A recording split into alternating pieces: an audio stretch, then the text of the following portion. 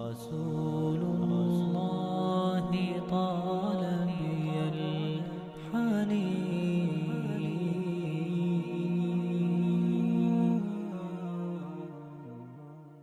صلوا عليه وسلموا تسليما اللهم صل على محمد وعلى آل محمد كما صليت على إبراهيم وعلى آل إبراهيم إنك حميد مجيد اللهم بارك على محمد وعلى آل محمد كما باركت على إبراهيم وعلى آل إبراهيم إنك حميد مجيد وقال الله سبحانه وتعالى في كلامه المجيد وفرقانه الحميد أعوذ بالله من الشيطان الرجيم بسم الله الرحمن الرحيم ما كان محمد أبا أحد من رجالكم ولكن رسول الله وخاتم النبيين ما كان محمد أبا أحد من رجالكم ولكن رسول الله وخاتم النبيين إلى آخر الآية صدق الله العظيم Alhamdulillah, I welcome all of you today, those we just attended the program of the Sirat al-Nabi sallallahu alayhi wasallam. My dear elders and brothers and the sisters and upstairs, we are very blessed that after Salatul Asr, we have some time to listen from our shayukh about the life of Prophet Muhammad Mustafa sallallahu alayhi wasallam. Alhamdulillah, we are very happy and honored that Alhamdulillah our shayukh has already Alhamdulillah arrived, and I can see with us, first of all I want to mention one of the imams of this masjid, Alhamdulillah, long time ago. Even I can remember when I came back 2006 and 7 in this masjid, so that masjid is not like this. Alhamdulillah, Shaykh Alhamdulillah Abdul Muhaymin, Alhamdulillah, one of our great mentors and our ulama and the alim and the scholars. Jazakumullah khair, Sheikh, for you coming here. Jazakumullah khair. And Alhamdulillah, he already take place. And we are also honored that one of the great scholars and alim and our mentors and the director of the TV1 and the prominent scholars, Imam and the Sheikh Mahmoud al-Hassan, you also here with us. Jazakallah khair, Sheikh, for taking place. And Alhamdulillah, we have another guest and the speakers and Imam of this masjid, the Imam Sheikh Sayyid Nurur Rahman, also with us. Jazakallah khair, Sheikh Imam Nurur Rahman as well. And I can see all of young brothers and Alhamdulillah young faces and the elderly, our uncles and the sisters and upstairs. Jazakumullah khair for all of you. And Alhamdulillah, we are very happy and delighted that we are presenting this Siratul Nabi on behalf of TV1 Sky 781, one of the prominent Islamic TV channel in Bangladeshi community. Not in Bangladeshi community, Alhamdulillah, TV1 is serving for the whole Muslim community in Great Britain for the last 10 years, for over a decade, Alhamdulillah, in Bengali language and also English language, for young people, for elderly, and for each and everyone. And Alhamdulillah, we are very happy also that Muslim community associations and the TV1, both these two organizations are presenting this Sirat al-Nabi today. Alhamdulillah, আমরা বেশি দেরি করতে চাই না, ইনশাআল্লাহ আমরা প্রোগ্রামটা আমরা শুরু করব। প্রোগ্রাম শুরুতে ইনশাআল্লাহ কোরআন তিলাওয়াত দিয়ে আমরা শুরু করতে চাই। I'm just calling now on the stage Mahdi Mia for reciting from the Holy Quran, inshallah. আমরা মাহদি মিয়ার পবিত্র কোরআন তিলাওয়াতের মাধ্যমে আমাদের আজকের সিরাতুন নবী ইনশাআল্লাহ আমরা শুরু করব। Inshallah, the Mahdi Mia and the Ilyas they both will recite from the Quran, and inshallah the Nihal is going to translate as well. Jazakumullah. أعوذ بالله من الشيطان الرجيم بسم الله الرحمن الرحيم سبح اسم ربك الأعلى الذي خلق فسوى والذي قدر فهدى والذي أخرج المرعى فجعله غثاء أحوى سنقرئك فلا تنسى إلا ما شاء الله إنه يجهر وما يخفى ونيسرك لليسرى فذكر إن نفعت الذكرى سيذكر من يخشى ويتجنبها الأشقى الذي يصلى النار الكبرى ثم لا يموت فيها ولا يحيا قد أفلح من تزكى وذكر اسم ربه فصلى بل تؤثرون حياة الدنيا والآخرة خير وأبقى إن هذا لفي الصحف الأولى صحف إبراهيم وموسى. Inshallah, I'll be saying what the meaning of Surah Al-A'la is. Bismillahir Rahmanir Rahim. Exalt the name of your Lord, the Most High, who created and proportioned, and who destined and then guided, and who brings out the pasture and then makes it into black stubble. We will make you recite, O Muhammad, and you will not forget, except what Allah should will. Indeed, He knows what is declared and what is hidden, and we will ease you toward ease. So remind if the reminder should benefit. He who fears Allah will be reminded, but the wretched one will avoid it. He who will enter and burn in the greatest fire, neither dying therein nor living. He has certainly succeeded who purifies himself and mentions the name of his Lord and praise. But you prefer the worldly life, while the hereafter is better and more enduring. Indeed, this is in the former scriptures, the scriptures of Abraham and Moses.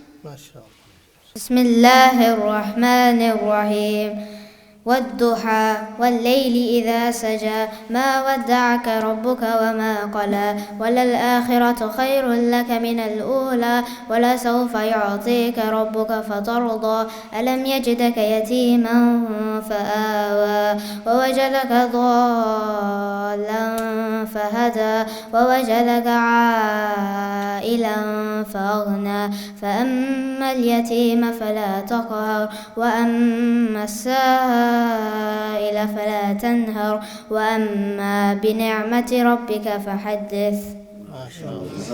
By the morning brightness and by the night when it covers with darkness, your Lord has not taken leave of you, O Muhammad, nor has He detested you, and the hereafter is better for you than the first life. And your Lord is going to give you and you will be satisfied. Did He not find you an orphan and give you refuge? And He found you lost and guided you. And He found you poor and made you self-sufficient. So as for the orphan, do not oppress him. And as for the petitioner, do not repel him. But as for the favor of your Lord, report it. আমাদের সম্মানিত উপস্থিত যারা আছেন আপনারা জানেন যে TV1 এবং Muslim community অ্যাসোসিয়েশনের মাধ্যমে আমাদের আজকের এই সিরাতুন নবী, বিশেষ করে আপনারা সবাই জানেন যে TV1 আমাদের শুধু বাংলাদেশি মুসলিম কমিউনিটির জন্য না, পুরো গ্রেট ব্রিটেনে মুসলিম কমিউনিটিদের জন্য আলহামদুলিল্লাহ কাজ করে যাচ্ছেন বিগত 10টা বছর ধরে। আলহামদুলিল্লাহ যারাই আপনারা TV1 আপনাদের প্রিয় স্কাই 781 অন করেন, টার্ন অন করেন, আলহামদুলিল্লাহ আমার বিশ্বাস কোনো সময়ই আপনারা নিরাশ হন না। যখনই দেখেন নতুন কোনো বিষয় আমরা শিখি, সেটা ফজরের পর থেকে শুরু করে নিয়ে আলহামদুলিল্লাহ ঘুমানোর আগ পর্যন্ত, আলহামদুলিল্লাহ।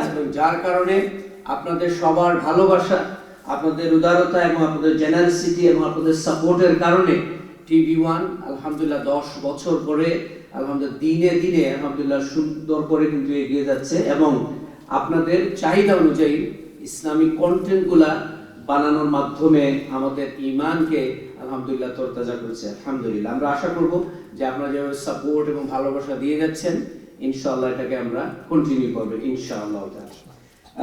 যেহেতু আমাদের আজকের অনুষ্ঠানের মূল উদ্দেশ্য হচ্ছে রাসূল করিম সাল্লাল্লাহু আলাইহি ওয়াসাল্লামের জীবন সম্বন্ধে আলোচনা করা, রাসূল করিম সাল্লাল্লাহু আলাইহি ওয়াসাল্লাম আমরা সবাই জানি তিনি আল্লাহর পক্ষ থেকে সর্বশেষ নবী এবং রাসূল। তারপরে আর কোনো নবী অথবা রাসূল আসবেন না। যার কারণে আল্লাহ রাসূল সাল্লাল্লাহু আলাইহি ওয়াসাল্লাম হাদিসের মধ্যে তিনি ইরশাদ করে গেছেন যে আল উলামা ওয়ারাসাতুল আম্বিয়া, এটা লম্বা হাদিস, এবং রাসূল বলেছেন যে রাসূলরা কোনো সম্পদ দিনার এগুলো রেখে যান নাই, তারা রেখে গেছেন ইলম। আর এবং এই ইলমটা ধারণ করেন উলামা, যারা দ্বীনের ব্যাপারে গভীর জ্ঞান রাখেন। আলহামদুলিল্লাহ, আজকে আমরা অত্যন্ত খুশি এবং আনন্দিত যে মুসলিম কমিউনিটি এসোসিয়েশন টিভির মাধ্যমে আয়োজিত সিরাতুন নবী অনুষ্ঠানে আমাদের সাথে অনেক সম্মানিত স্কলার এবং আলিম এবং গেস্ট এসেছেন। ইনশাআল্লাহ আমরা তাদের কথাগুলো শুনবো ধারাবাহিকভাবে। এজন্য আমি রিকোয়েস্ট করি সবাই যেন আমরা একটু মনোযোগ ধৈর্য সহকারে রাসূলের কথাগুলো আমরা শুনি, কারণ রাসূল কারীম সাল্লাল্লাহু আলাইহি ওয়াসাল্লামের যে জীবন একদম শৈশব থেকে শুরু করে আল্লাহ রাব্বুল আলামিনের কাছে ফিরে যাওয়ার আগ পর্যন্ত প্রত্যেকটা মুহূর্তই কিন্তু আমাদের জন্য শিক্ষার বিষয়।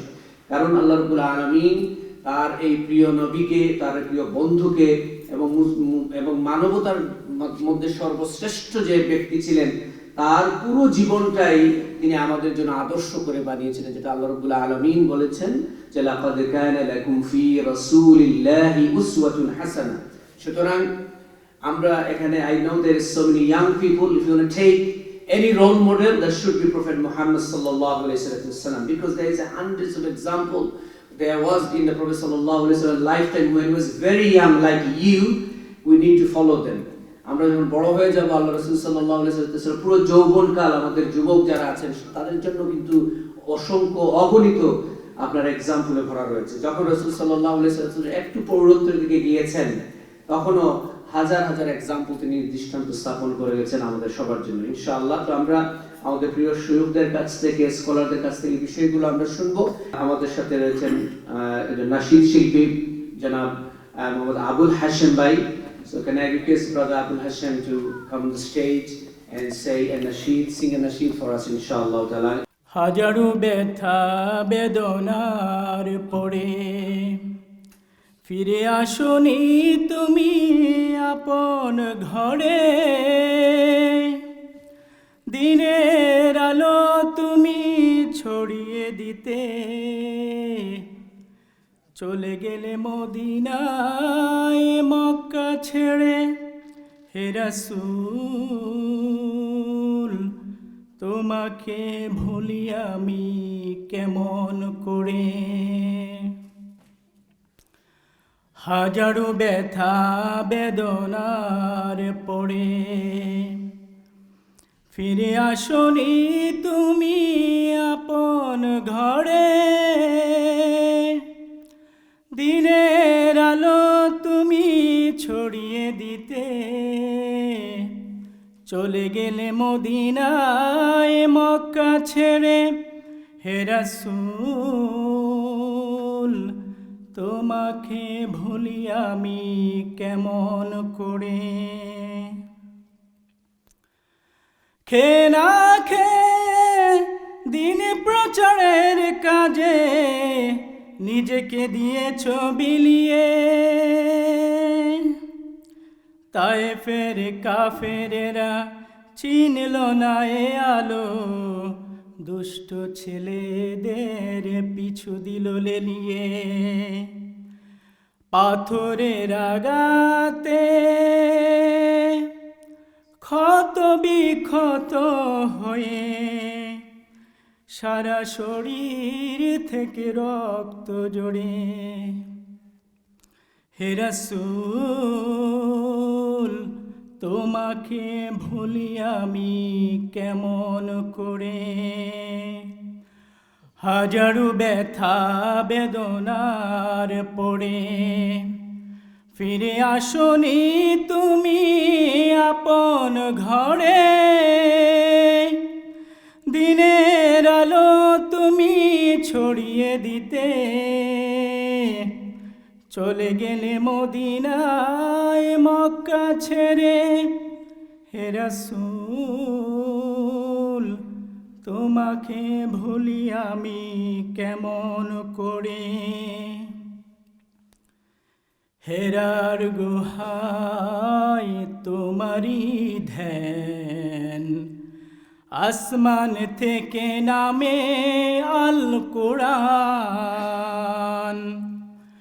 ভাঙলো সবার ভুল তোমারই পড়ে, আসলো কোরআনের ছায়া তোলে।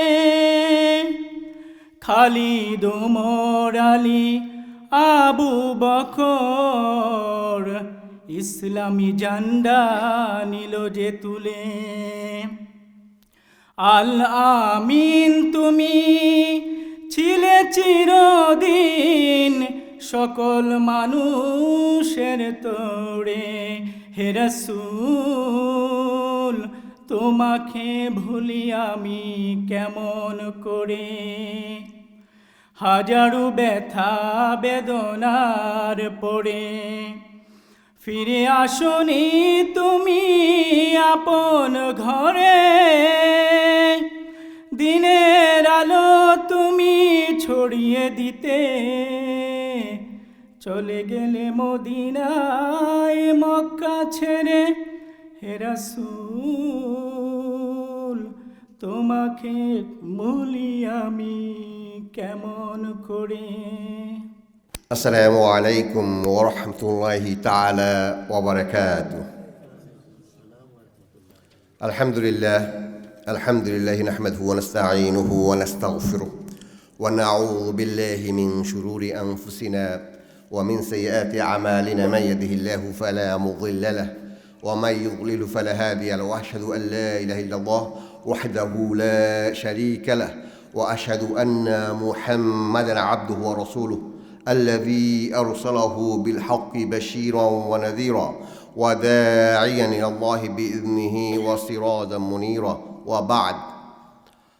Respected ulama, especially an Ustaz al-Usatis, Maulana Muhammin Shaib, he has been dedicated nearly entire life here for this mosque, Masjid Aisha. I myself remember at least 25 years. Allahu Akbar. May Allah subhanahu wa ta'ala grant him hayat tayyiba, amin ya rabbil alameen. And to my immediate left, Sheikh Mahmoud Hassan Damat Barakatum Aliyah.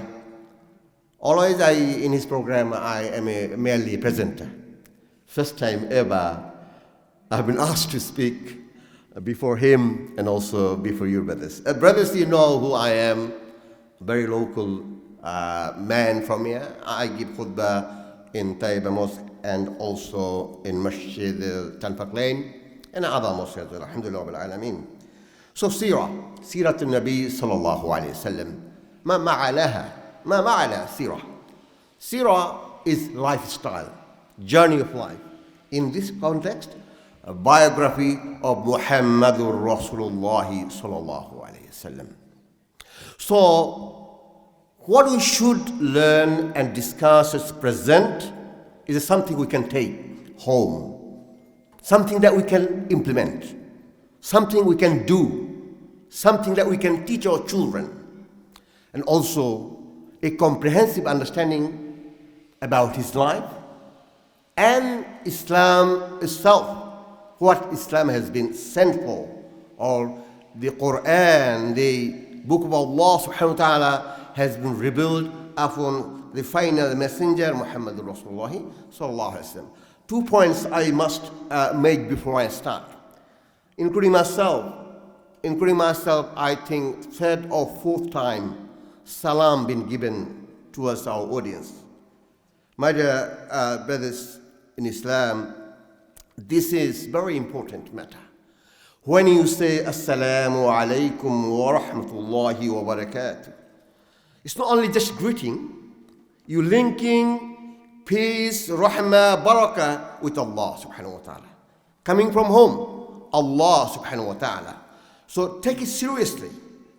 When somebody gives you salam, وَإِذَا حُيِّيتُمْ بِتَحِيَّةٍ, Allah subhanahu says, when somebody gives you salam, tahiyya synonym of salam, yeah? So you do better way. فَحَيُّوا بِأَحْسَنَ مِنْهَا. You reply that better than the person gave you salam. Number one. If you're not able to do that, أَوْرُدُّوهَا, at least you return the same way I gave you salam. So let's practice it. Assalamu alaikum wa rahmatullah. Barakallah fi, barakallah fi. It is for myself to learn, from our children. When you enter the house today, you knock the door, take permission, and say salam to your, children, to your wife, whoever in the house. That's, sometimes I say it, we don't practice it. May Allah forgive us, but we should practice to have the mercy and rahmah from Allah subhanahu wa ta'ala. So, about the seerah of Nabiina Muhammad Rasul sallallahu alayhi wa sallam, where do we start from? Any public speech, any statement you make, anything you say, it has always to be linked with the Quran and Sunnah. Of course, the life of companions. For the action, different criteria. But when you address publicly, what credibility does it carry? If I do not mention any ayah of Allah subhanahu wa ta'ala, what credibility does it bear if I do not link my speech to hadith of Rasul sallallahu alayhi wa sallam? Let me begin with that. أن قتادة رضي الله تعالى عنه قال لي عائشة الصديقة رضي الله تعالى عنها. قتادة رضي الله تعالى عنه said that يا المؤمنين أنبئيني عن خلق نبي محمد رسول صلى الله عليه وسلم. Tell me about the character of the final messenger Muhammad Rasul sallallahu alaihi wasallam. And the al-Mu'mineen did not reply straight away. She threw a rhetorical question as well, provoking a deep thought to the Sahaba, Qatada radiyallahu ta'ala anhu. She said, "Oh Qatada, alasta taqra'u al-Quran? Alasta taqra'u al-Quran? Don't you read Quran?" Allahu Akbar. Can you see Sahaba, the alive after the demise of Rasulullah sallallahu alayhi wa sallam, and al-Mu'minin Aisha as-Siddiqah radiallahu ta'ala anha, who witnessed entire life of Rasulullah sallallahu alayhi wa sallam. Now she is asking the Sahabi, do you not read the Quran? Do you not study Quran? Do you not see Quran? Do you not witness the Quran? Do you not observe the Quran? Sayyidina Qatada radiallahu ta'ala anhu said, Bala, of course I do, al-Mu'minin. Then she replied, فَإِنَّ خُلُقَ نَبِي مُحَمَّدٍ رَسُولُ صَلَّى اللَّهُ عَلَيْهِ وسلم كَانَ الْقُرْآنَ. The life of Rasul sallallahu alayhi wa sallam, a khuluq, in fact, the character of Rasul sallallahu alayhi wa sallam is entire Quran. Now the question lies to me, you and the children amongst us. The Quran is on our shelf there, on our mobile, month of Ramadan, from beginning to the end. We complete our Quran. Where do we find the biography of Rasul sallallahu alayhi wa sallam? The Quran is the live dialogue. Al-Hiwar bayna Muhammadin Rasulullah sallallahu alayhi wa sallam wa bayna Allah. Between Allah and Rasul sallallahu alayhi wa sallam. Begins with, let's just escape Surah Al-Fatiha. Alif Lam Mim ذلك الكتاب لا ريب فيه هدى للمتقين الذين يؤمنون بالغيب ويقيمون الصلاة ومما رزقناهم ينفقون والذين يؤمنون بما أنزل إليك وما أنزل من قبلك. Subhanallah bihamdi. When you take that basis to recite Quran, the Quran is the qawl of Allah Ta'ala being discussed between Allah and His Rasul. After the demise of Rasul sallallahu alayhi wa sallam, the Quran is for us to ponder upon, to study and implement in our life.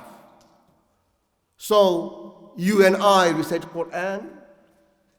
The presenter mentioned ما كان محمد أبا أحد من رجالكم ولكن رسول الله وخاتم النبيين.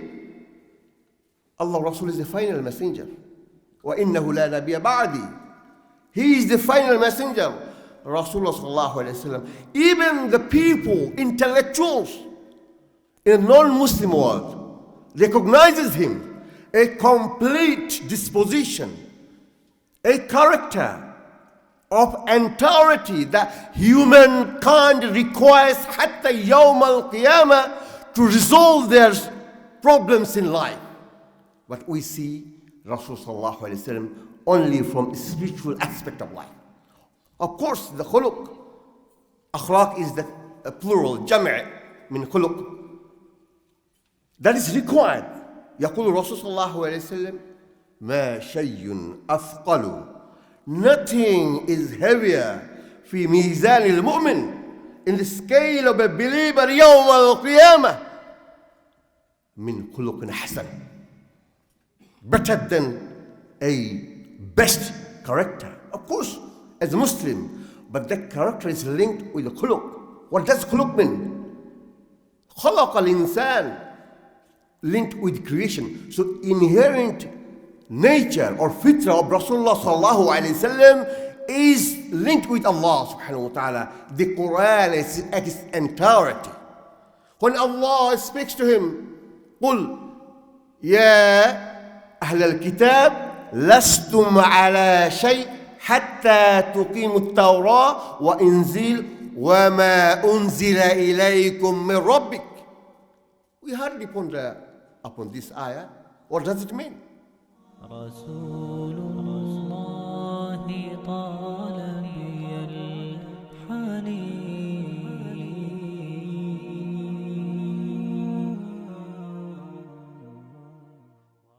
رسول الله طال بي الحنين.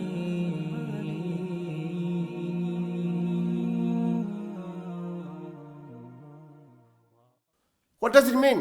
When Allah addresses Sayyidina Muhammad Rasulullah sallallahu alayhi wa sallam, قُلْ إِنِّي رَسُولُ اللَّهِ إِلَيْكُمْ جَمِيعًا. Say that you are the Prophet for entire mankind. وَمَا أَرْسَلْنَاكَ إِلَّا رَحْمَةً لِلْعَالَمِينَ. Who will give you that confidence? وَقَالَ إِنَّنِي مِنَ الْمُسْلِمِينَ. Claim, declare that I am one of the Muslims. My dear brothers and sisters, we are not gathered here because we are Bangladeshi. We are not gathered here because we are Somalian. We are not gathered here because we are Saudi. We have gathered here in this Masjid Aisha because we are a Muslim. Hence, we are inclined here to discuss about the life of Muhammad Rasulullah sallallahu alayhi wa sallam. The Shaykh is there, he'll discuss further. I would like to finish with my way of understanding is this, that Allah SWT talks about everything. وَنَزَّلْنَا عَلَيْكَ الْكِتَابَ تِبِيَانًا لِكُلِّ شَيْءٍ وَهُدًى وَرَحْمَةً وَبُشْرَى لِلْمُسْلِمِينَ.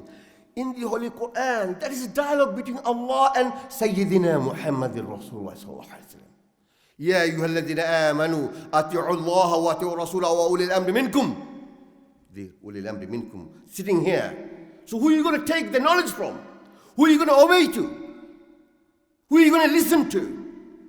وأولي الأمر منكم. In the absence of Allah and His Rasul sallallahu alayhi wasallam, the ulama are present, alive, and the live miracle, the Quran, still there, موجود في مسجدي, upon a shelf everywhere. It is there. Why don't you take it and read deeply? Try to understand life of Muhammad Rasulullah sallallahu alaihi wasallam embedded in the Quran. You know the many, أرأيت الذي يكذب بالدين فذلك الذي يدعو اليتيم ولا يحض على طعام المسكين فويل للمصلين. Every ayah is the dialogue with Rasulullah sallallahu alaihi wasallam, and the lesson and the guidance. وَهُدَى وَرَحْمَةً وَبُشْرَى لِلْمُسْلِمِينَ. So this is a guidance, and it has an exposition of everything. I just would like to finish with the ayah and just slight discussing of the ayah. You'll listen to the spiritual aspect of Islam. I would like to mention this ayah, and I can't do without it. يقول الله تعالى, Surah An-Nur, verse number 55. أعوذ بالله وعد الله الذين آمنوا منكم وعملوا الصالحات ليستخلفنهم في الأرض كما استخلف الذين من قبلهم وليمكنن لهم دينهم الذي ارتضى لهم وليبدلنهم من بعد خوفهم أمنا يعبدونني لا يشركون بي شيئا ومن كفر بعد ذلك فأولئك هم الفاسقون. This ayah revealed, according to Ibn Khaldun rahimahullah, the battle of Battle of Ditch Ahzab, Khandaq battle was taking place. One of the companions came to Rasulullah, Ya Rasulullah, we've been driven away from Mecca. We left everything. We've been persecuted, killed, tortured. Our women are still there, still being tortured. We left Mecca. We came to Medina. How much torture do we have to endure? How much fear we have to have? They're coming to Medina now to kill us, to fight us.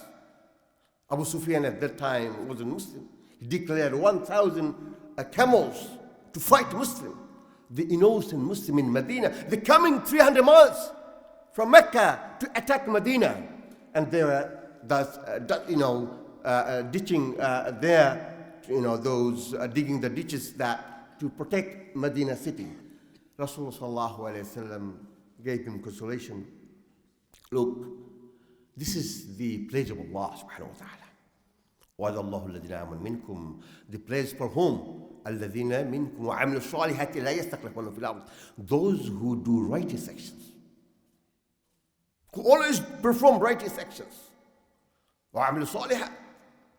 Definitely Allah subhanahu wa ta'ala will give you authority, give you, establish your deen. The lam al-tawqid, the nun al-tawqid on both sides of the word to understand the emphasis of it.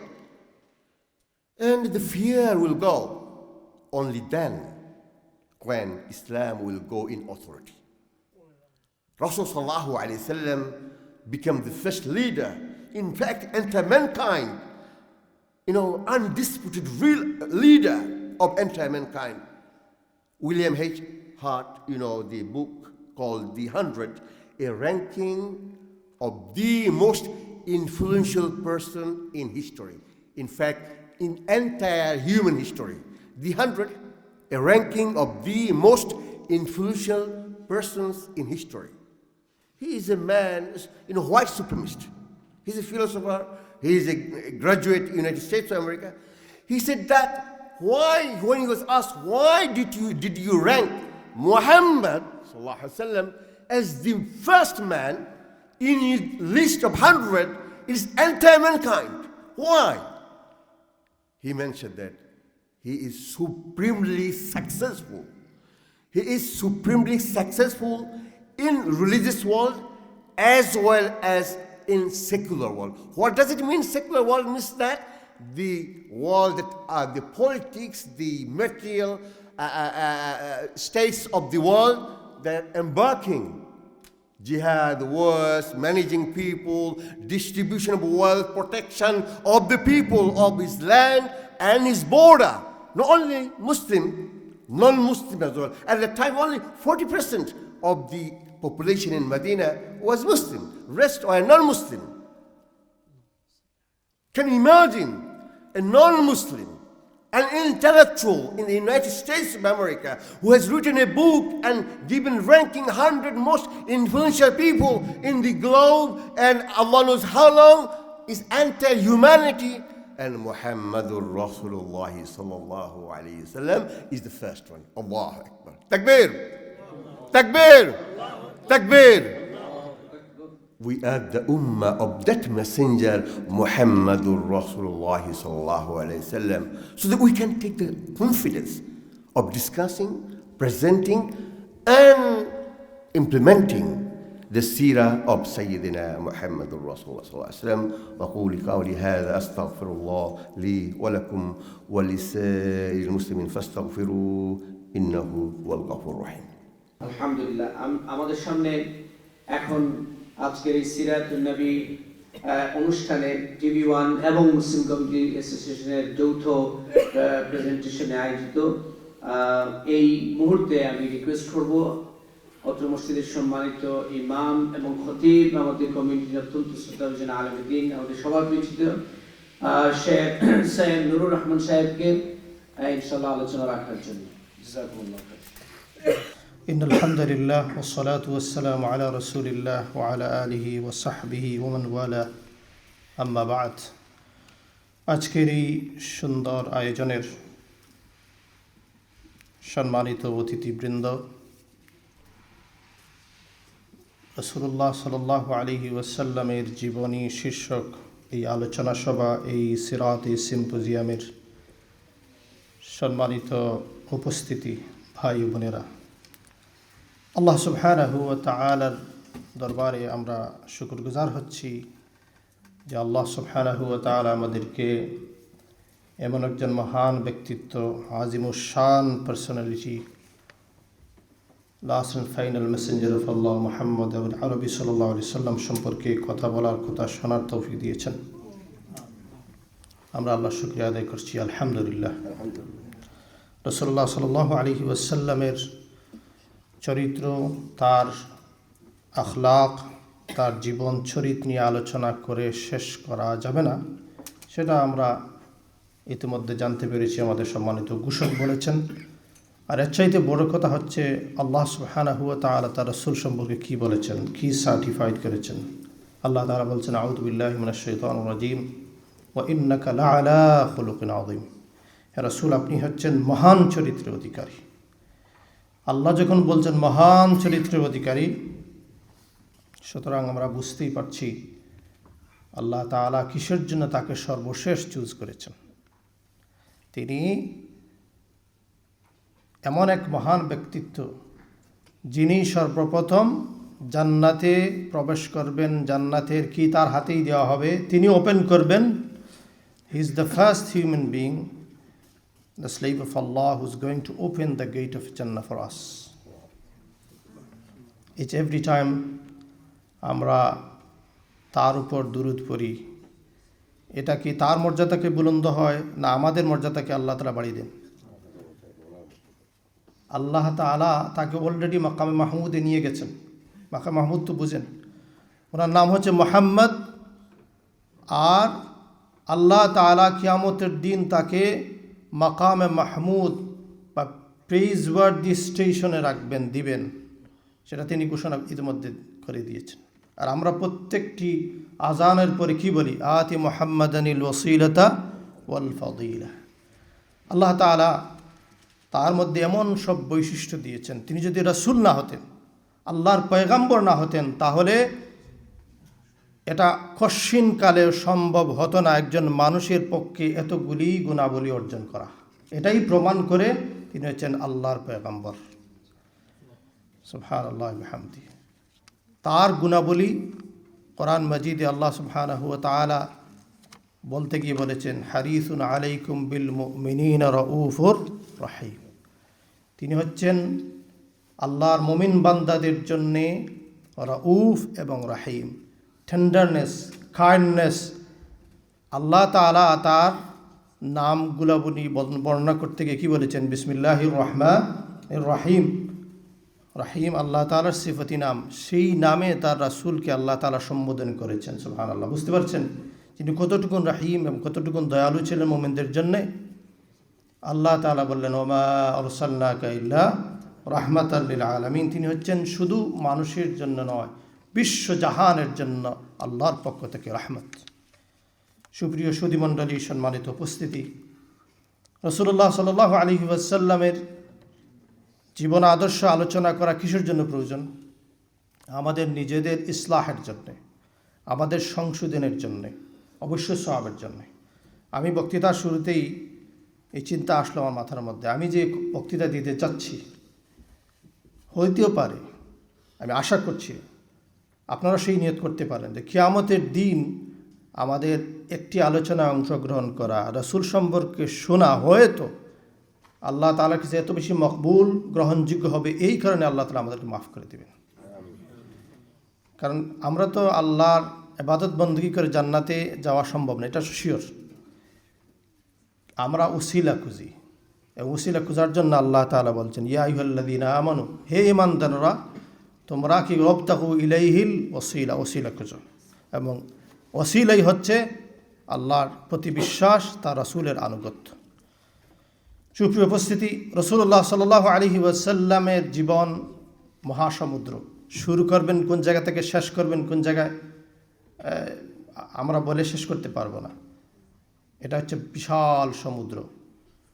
তারপরেও যেটি সংক্ষিপ্ত আকারে আমি কিছু বলতে যাই, রাসূল সাল্লাল্লাহু আলাইহি ওয়াসাল্লাম তার সম্পর্কে কি বলেছেন, সেটা যদি আমি শুধু আপনাদেরকে শুনিয়ে যাই, আমার মনে হয় আমাদের জন্য বোঝার জন্য যথেষ্ট হয়ে যাবে ইনশাআল্লাহ। এরপরে আমাদের সম্মানিত অতিথি রয়েছেন, অত্যন্ত বিদগ্ধ শ্রদ্ধেয় ব্যক্তিত্ব, প্রখ্যাত আলেমে দিন শেখ মাহমুদুল হাসান হাফিজাহুল্লাহ। উনি আপনাদের সামনে উপস্থাপন করবেন এনার সারগর্ভ বক্তব্য। এখানে তিনি ইনশাআল্লাহ আমাদেরকে নতুন কিছু শিখাবেন ইনশাআল্লাহ। আমরা সেখানে বসে শেখার জন্যে। সুপ্রিয় উপস্থিতি, রাসূলুল্লাহ সাল্লাল্লাহু আলাইহি ওয়াসাল্লাম কি বলছেন? জুবাইর ইবনে মুতঈম রাদিয়াল্লাহু তাআলা আনহু একটা হাদিস নেরিট করেন। রাসূল সাল্লাল্লাহু আলাইহি ওয়াসাল্লাম বলছেন, আনা মুহাম্মদ। তিনি তার গুণাবলী বর্ণনা করছেন, আমি মুহাম্মদ। দেখেন, রাসূল সাল্লাল্লাহু আলাইহি ওয়াসাল্লাম যেই সোসাইটিতে এসেছেন সেটা কি ইংলিশ সোসাইটি ছিল? আপনারা বলেন, কোন ভাষার মানুষ ছিল? আপনারা বলতে হবে কোন ভাষা? আরবি। কিন্তু যখন আব্দুল মুত্তালিব তার নাম চুজ করলেন যে মুহাম্মদ, সবাই আশ্চর্য হয়ে গেল, এই নামটা, এই শব্দটা কোত্থেকে আসলো? সুবহানাল্লাহ। কিন্তু আল্লাহ সুবহানাহু ওয়া তাআলা তো সবার হার্ট কন্ট্রোল করেন, তিনিই মূলত আমাদেরকে দিয়ে বলান, তাই না? না তো আমরা বলতে পারতাম না, আমরা এক্সপ্রেস করতে পারতাম না। মুসা আলাইহিস সালাম তার কওমের মানুষকে বলেছিলেন, there is a prophet is going to come after me which name will be Muhammad. আর ঈসা আলাইহিস সালাম কি বলেছিলেন? وإذ قال عيسى ابن مريم يا بني إسرائيل إني رسول الله إليكم مصدقا لما بين يدي من التوراة ومبشرا برسول يأتي من بعد اسمه أحمد. سبحان الله. তার নাম হচ্ছে আহমদ, তার নাম হচ্ছে মুহাম্মদ সাল্লাল্লাহু আলাইহি ওয়াসাল্লাম। তার নামের শেষে সাল্লাল্লাহু আলাইহি ওয়াসাল্লাম বলা আমাদের জন্য কি? আপনারা বলেন, ওয়াজিব।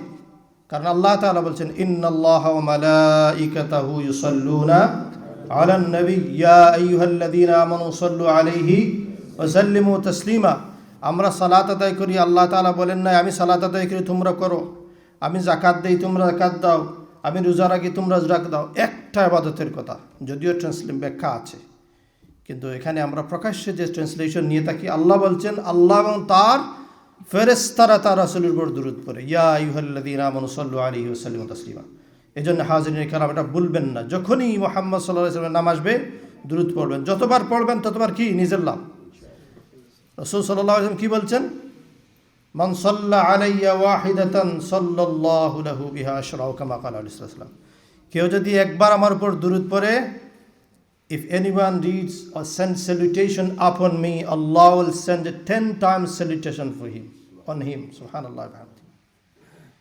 তো মুহাম্মদ হচ্ছে রাসূল সাল্লাল্লাহু আলাইহি সাল্লামের জাতি নাম বলতে পারেন, তার প্রকৃত নাম। তার আরেকটি নাম ছিল, তিনি বলছেন আনা মুহাম্মদ ওয়া আনা আহমদ, আমি হচ্ছি মুহাম্মদ, আমি হচ্ছি আহমদ। মুসা আলাইহিস সালাম বলছেন, হে আমার কওমের লোকেরা, a prophet is going to come after me which name will be Muhammad. ঈসা আলাইহিস সালাম বলেছেন, a prophet is going to come after me, his name will be Ahmad. Subhanallah. And আমরা সকলে জানি, এই কিছুদিন আগে ইংল্যান্ডের স্ট্যাটিস্টিক বলছে যে এই মুসলিম কমিউনিটিতে ইংল্যান্ডের মধ্যে সবচেয়ে পপুলার নাম হচ্ছে কোনটা? মুহাম্মদ। আল্লাহু আকবার।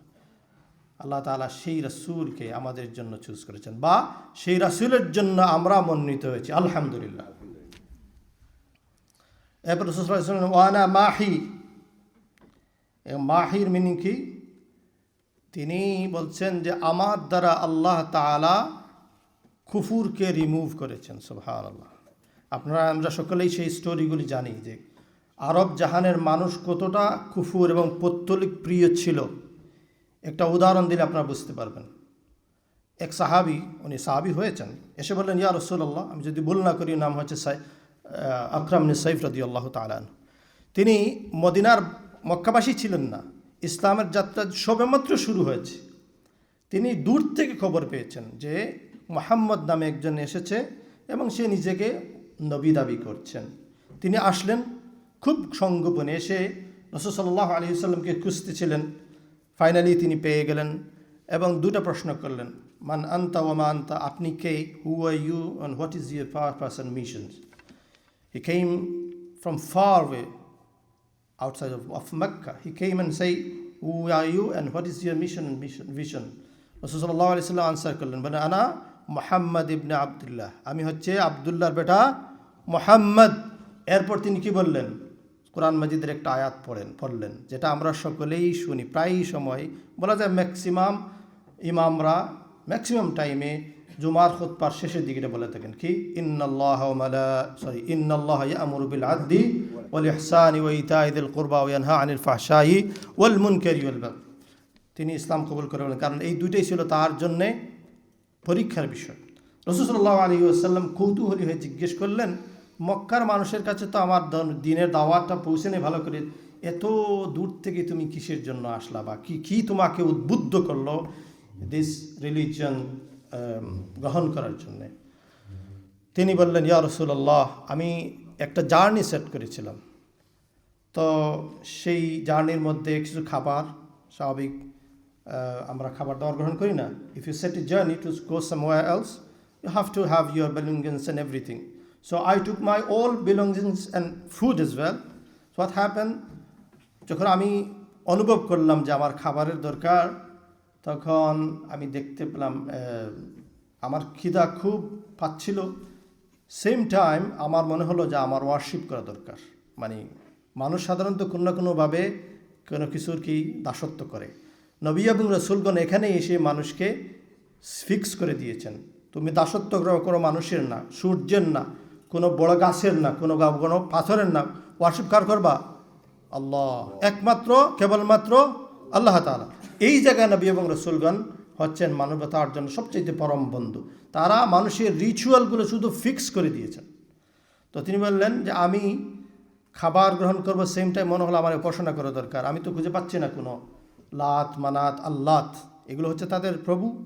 তিনি বললেন, আমি কি খাবারগুলোকে মনে করলাম এটাই তো আমার রব, কারণ এই মুহূর্তে যদি আমি এটা না খাই তাহলে তো মরেই যাব। তা আমি সিজদা দিলাম। সিজদা দিতে যাব, স্বাভাবিক দেখেন মেডিটেশন করে না অনেকে, যারা প্রতিমার সামনে মাথা দাঁড়ায়, মাথা নোয়ায়, আর কি করে তারা মেডিটেশন করে এরকম। তিনি বললেন, আমি মেডিটেশন করছি আমার ওয়েতে ইবাদত করার জন্যে। চোখ খুললাম, হঠাৎ করে দেখি আমার খাবারটা ভিজা। তো ভিজা আমি মনে করলাম না জানি কোন বরকতি পানি, কারণ আমি তো ইবাদত করেছি মাশাআল্লাহ। তখন তিনি বললেন, আমি খাওয়া শুরু করলাম, দেখি খাবারের মধ্যে একটা গন্ধ, বিদঘুটে গন্ধ। বললাম, বরকতি পানি হইলে তো এটা গন্ধ থাকার কথা না, এটা সুগন্ধি হওয়ার কথা। চতুর্দিকে আমি তাকাচ্ছিলাম, তখন দেখতে পেলাম যে অদূরে একটা কুত্তা দাঁড়িয়ে আছে। বুঝতে পারছেন তো কোন বরকতি পানি উনি পাইছেন? তখন তিনি বললেন, ইয়া রাসূলুল্লাহ, আমি দেখতে পাচ্ছি যে ও, মানে আমার মনে হচ্ছে যে কুত্তাই ওখানে প্রস্রাব করেছে, আর আমি মনে করি যে এটা বরকতি পানি, যার কারণে আমি খাবার সাথে ফেলে দিয়েছি। আর আমি বললাম, এমন ধর্ম কি আমি পালন করি যে ধর্ম, যে প্রভুর উপর কুত্তা প্রস্রাব করে দেয়, প্রভুর এই ক্ষমতাটা নাই যে কুত্তাকে তাড়িয়ে দেওয়া। এই কারণে এই যে ভ্রান্তি, যে প্রতিমা পূজার যে ভ্রান্তি ভুল আমার ধরা পড়েছে, এই জন্য আমি তাওহীদের আশ্রয় নিতে চাই ইয়া রাসূলুল্লাহ। আমি খুঁজতেছিলাম, যার কারণে আপনার সন্ধান পাওয়ার সাথে সাথেই আমি চলে এসেছি। রাসূলুল্লাহ সাল্লাল্লাহু আলাইহি ওয়াসাল্লাম কি বলছেন, আনা Mahi, Allah subhanahu, through me Allah subhanahu wa ta'ala removed shirk, association, any partner with Allah subhanahu wa ta'ala from the heart of people. Allah subhanahu wa ta'ala removed the disease of people worshipping other than Allah subhanahu wa ta'ala through me. So that's why my name is Anal Mahi. তিনি বলছেন, ও আনাল হাশির, রাসূলুল্লাহ কে বলছেন? কারণ সুম্মা নুফিখা ফীহি উখরা ফাইযা হুম কিয়ামুন ইয়ানজুরুন, দুইটা trumpet হবে, দুইটা কি হবে? কিয়ামতের সিংগায় ফুৎকার। আপনারা শুনেছেন তো এটা, সিংগায় ফুৎকার। একটা ফুৎকারে গোটা দুনিয়ার সব কিছু ধ্বংস হয়ে যাবে, আরেকটা ফুৎকারের পর আল্লাহ তাআলা মানব জাতির ভিতরে আবার প্রাণ সঞ্চারণ ঘটাবেন, যাতে করে সবাই কোথায় যাবে? মামার বাড়ি যাবে না, সবাই কোথায় যাবে? মাহশরে। আল্লাহ রাসূল সাল্লাল্লাহু আলাইহি ওয়াসাল্লাম আনাল হাশির, তিনিই হবেন প্রথম ব্যক্তি যাকে কিয়ামতের দিনের জন্য জাগ্রত করা হবে। এরপর তাকেই সর্বপ্রথম কাপড় পরিধান করানো হবে। সুবহানাল্লাহ। মানুষ কোথায় যাবে? আয়েশা সিদ্দিকা রাদিয়াল্লাহু তাআলা আনহা বলছেন যে কিয়ামত, রাসূল সাল্লাল্লাহু আলাইহি সাল্লাম বলছেন, ও আয়েশা, তুমি সেই দিনকে ভয় করো যেদিন কেউ কারো কোনো কাজে আসবে না, এবং তোমার সামান আখিরাতের জন্য তুমি তৈরি করো। আল্লাহ রাসূল সাল্লাল্লাহু আলাইহি ওয়াসাল্লাম কিয়ামতের বিভীষিকাম অবস্থার কথা বলতে গিয়ে বললেন, সেদিন মানুষ বনি আদম খতনাবিহীন অবস্থায় উলঙ্গ হয়ে কিয়ামতের মাঠে দাঁড়াবে। তখন তিনি বলেন, ইয়া রাসূলুল্লাহ, তাদের কি লজ্জা হবে না একজন আরেকজন উলঙ্গ থাকবে, ল্যাংটা? তখন রাসূল সাল্লাল্লাহু আলাইহি ওয়াসাল্লাম বললেন যে কোনো মানুষ মানুষের দিকে তাকানোর কোনো সুযোগ পাবেন। আল্লাহ তাআলা কুরআন মাজিদের মধ্যে বললেন, ইয়াউমা তারাউনাহা তাযহালু কুল্লু মুরদিআতিন আম্মা আরদাত ওয়া তাদাউ কুল্লু যাতি হামলিন হামলাহা ওয়া তারান নাসা সুকারা ওয়া মা হুম বিসুকারা ওয়ালাকিন্না আযাবাল্লাহি শাদীদ। সেই কঠিন বিভীষিকাময় দিনে রাসূল সাল্লাল্লাহু আলাইহি ওয়াসাল্লামকে প্রথমে উঠানো হবে এবং তারকে আল্লাহ তাআলা আমাদের মতো বেইজ্জত করে উঠাবেন না, তিনি সর্বপ্রথম কাপড় পরিধান করবেন। রাসূল সাল্লাল্লাহু আলাইহি ওয়াসাল্লাম বলছেন, আনাল আকিব, তিনি হচ্ছেন আকিব, মানে তিনি ব্যাখ্যা দিচ্ছেন। আকিব মানে হচ্ছে আমার পরে আর কোনো নবী আসবেন না। আমাদের প্রেজেন্টেশন সম্মানিত আনসারি ভাই সুন্দর করে শুরু করেছিলেন তার প্রেজেন্টেশন কোন আয়াত দিয়ে? আউযু বিল্লাহি মিনাশ শাইতানির রাজিম, মা কানা মুহাম্মাদুন আবা আহাদিম মির রিজালিকুম ওয়ালাকিন রাসূলুল্লাহি ওয়া খাতামান নবিয়্যিন। সুতরাং আমাদেরকে বিশ্বাস করতে হবে আহলুস সুন্নাত ওয়াল জামাতের দৃঢ় আকীদা, রাসূল সাল্লাল্লাহু আলাইহি ওয়াসাল্লাম হচ্ছেন সর্বশেষ নবী এবং রাসূল, তারপর আর কোনো নবী আসবে না। এবং তিনি বলেছেন আমাদেরকে, সেটাও বলে দিয়ে গেছেন, পূর্বাভাস দিয়েছেন, আমার পরে মিথ্যা নবী দাবিদার হবে প্রায় 40 জন। আমি যদি বলি না 40 জন না 30 জন, জাযাকুমুল্লাহ খায়র। সো মিথ্যা নবীদার হবে। এর মধ্যে প্রায় অলমোস্ট সবাই চলে গেছে যারা নিজেদেরকে মিথ্যা দাবি করেছিল আমি নবী। রাসূলুল্লাহি তালাবিয়াল হানিন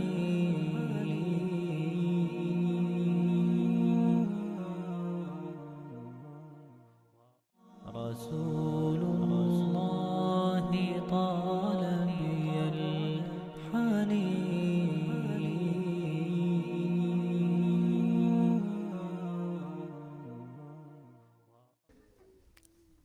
প্রায় অলমোস্ট সবাই চলে গেছে যারা নিজেদেরকে মিথ্যা দাবি করেছিল আমি নবী।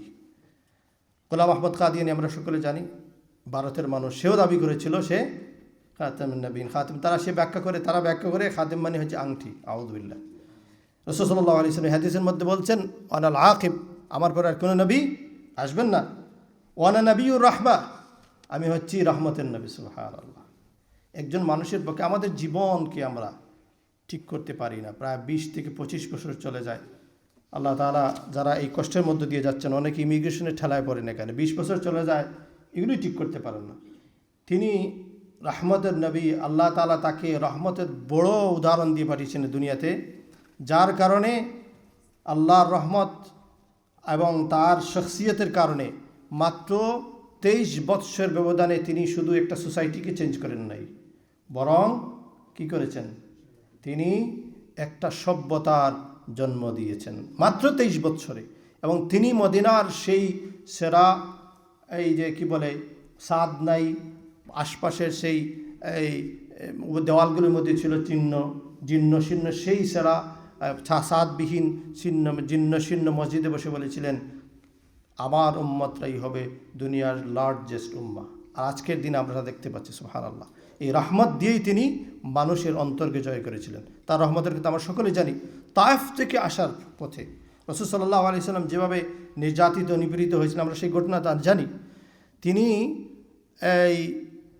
সেই সময় তো ঘোষণা, মানে তাদেরকে বদদুয়া দিতে পারতেন না। জিবরিল আমিন আলাইহিস সালাম এসেছিলেন, পাহাড়ের ফেরেশতাকে নিয়ে এসে বললেন, আপনি শুধু বলেন, তাদের বিরুদ্ধে একটু দোয়া করেন, আমি কথা দিচ্ছি আল্লাহ তাআলা আমার সাথে একজন ফেরেশতা পাঠিয়েছেন যিনি হচ্ছেন পাহাড়ের দায়িত্বে। তাদেরকে 2 পাহাড়ের পর্বতের মধ্যে ঢুকিয়ে তাদেরকে শেষ করে দেওয়া হবে। তখন তিনি কী করলেন? তিনি তাদের জন্য বদদুয়া করলেন। তিনি বললেন, তারা হয়তো ভুল করেছে, কিন্তু তাদের প্রজন্ম হয়তো একদিন আসবে যারা এই কালেমা তাওহীদের বাণী দুনিয়ার সব কোনায় কোনায়, দেশে দেশে তারাই সেই তাওহীদের বাণী পৌঁছে দেবে। হাজিরিন কেরাম, সেই সময় তিনি কি করেন নাই, তাদের প্রতি বদ্ধ করেন নাই। এর চাইতে বড় উদাহরণ কি হতে পারে? তিনি ফিজিক্যালি, তিনি মেন্টালি, তাকে সব ওয়েতে তাকে কী করা হয়েছিল? লাঞ্ছিত অপমানিত করা হয়েছিল, কিন্তু তিনি সামান্য সময়ের জন্য তার ধৈর্যকে হারান নাই, বরং তিনি রহমতের পরম দৃষ্টান্ত স্থাপন করেছিলেন। এই জন্য তিনি বলছেন, আনা নবিয়্যুর রাহমা, আমি হচ্ছি রহমতের নবী। ও আনা নবিয়্যুত তাওবা, রাসূল সাল্লাল্লাহু আলাইহি ওয়াসাল্লাম আমি হচ্ছি তওবা। তওবা আমরা সকলে জানি, রাসূল সাল্লাল্লাহু আলাইহি ওয়াসাল্লামের কারণেই আমরা জানতে পেরেছি। কি বলেছেন আল্লাহ? রাসূল বললেন, লাউলা তোমরা যদি তোমাদের গুনাহগুলিকে বন্ধ করে দিতে, লা যাহাবা বিকুম, আল্লাহ তাআলা তোমাদেরকে উঠিয়ে নিতেন। ওয়ালা জাআ কওমুন, এরপর একটা কওমকে আল্লাহ তাআলা এই দুনিয়াতে পাঠাতেন, তারা কি করতো? গুনাহ করতো এবং শেষে তারা তওবা করতো। তিনি বলছেন, আমি হচ্ছি তাওবা। আল্লাহ রাসূল সাল্লাল্লাহু আলাইহি ওয়াসাল্লাম কি বলেছেন আমাদেরকে? সেই কথাই, সেই সুসংবাদ দিয়েছেন। একজন মানুষ যদি সারা জীবনও অপকর্ম করে, কিন্তু মৃত্যুর আগে যদি সে খালিসলি তওবা করে, একথা বলে ফেলে, লা ইলাহা ইল্লাল্লাহ, মান ক্বালা লা ইলাহা ইল্লাল্লাহ দাখালাল জান্নাহ, অবশ্যই সে জান্নাতে প্রবেশ করবে। তিনি হচ্ছেন তাওবার নবী। এরপর রাসূল সাল্লাল্লাহু আলাইহি ওয়াসাল্লাম বলছেন, ওয়ানা মুকাফফা, যিনি পূর্ণতা দান করেছেন পূর্ববর্তী নবীদের। একটা হাদিসের মধ্যে রাসূল সাল্লাল্লাহু আলাইহি ওয়াসাল্লাম বলছেন যে নবী এবং রাসূলগণের সিলসিলা বা এই আসা যাওয়াকে একটা গড়ের সাথে তুলনা করা হচ্ছে, এবং তিনি বলছেন, আমি হচ্ছি সর্বশেষ সেই গড়ের ইট বা ব্রিক।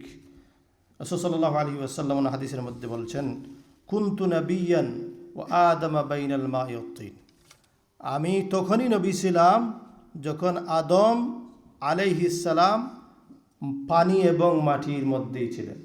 মানে কি দেখেন, আল্লাহ তাআলা তার রাসূলকেই তার আলমে আরওয়াহের মধ্যে আগেই তার সৃষ্টি ঘটিয়েছেন, এবং তিনি আস্তে আস্তে সর্বশেষে এসেছেন।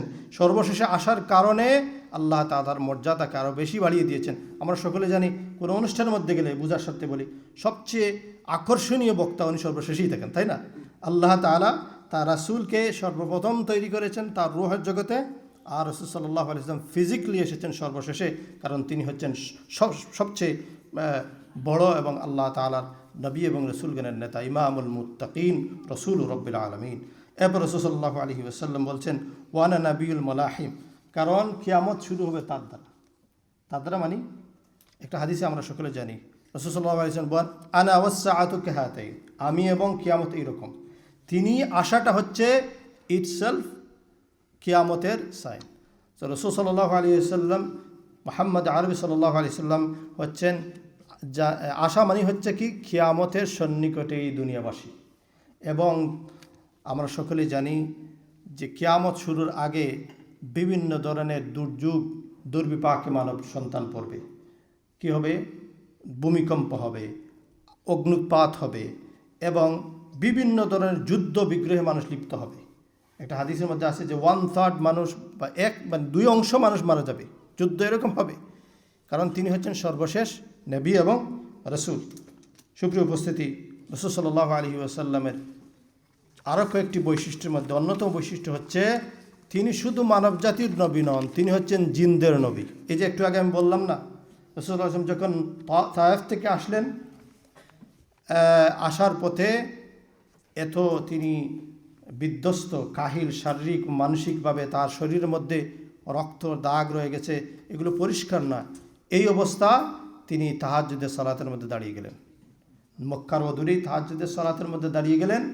এবং সেই তাহাজ্জুদের সালাত পড়তে গিয়ে আমাদের কী অবস্থা? আমি নিজের কথাই বলি, আমি নিজেকে গিল্টি ফিল করি। আমাদের সুসময়, আমাদের কোনো পেরেশানি, এই সময় আমরা কিন্তু লম্বা রাত হলেও তাহাজ্জুদ পড়তে পারি না। যদিও তার জন্য এটা ওয়াজিব ছিল, কিন্তু আমাদের জন্য নফল সুন্নাহ। কিন্তু সবচেয়ে উত্তম নামাজ হচ্ছে ফরজ সালাতের পরেই হচ্ছে তাহাজ্জুদের সালাত। রাসূল সাল্লাল্লাহু আলাইহি ওয়াসাল্লাম সেটা কোনোদিন মিস করেন নাই। এই অবস্থায় তার শরীরের মধ্যে রক্তের দাগ রয়েছে, পরিষ্কার হয় না, জামার মধ্যে রক্ত, কিন্তু তাহাজ্জুদের সময় তিনি দাঁড়িয়ে গেলেন। আল্লাহ সুবহানাহু ওয়া তাআলা একদল জিনদেরকে প্রেরণ করলেন। সূরা আহকাফে আল্লাহ তাআলা বলছেন, ওই সরফনা ইলাইকা নাফরাম মিনাল জিন্নি ইয়াসতামিউনাল কুরআন ফালাম্মা হাদারুহু ক্বালু আনসিতু ফালাম্মা কুদিয়া ওয়াল্লাউ ইলা কওমিহিম মুনযিরিন।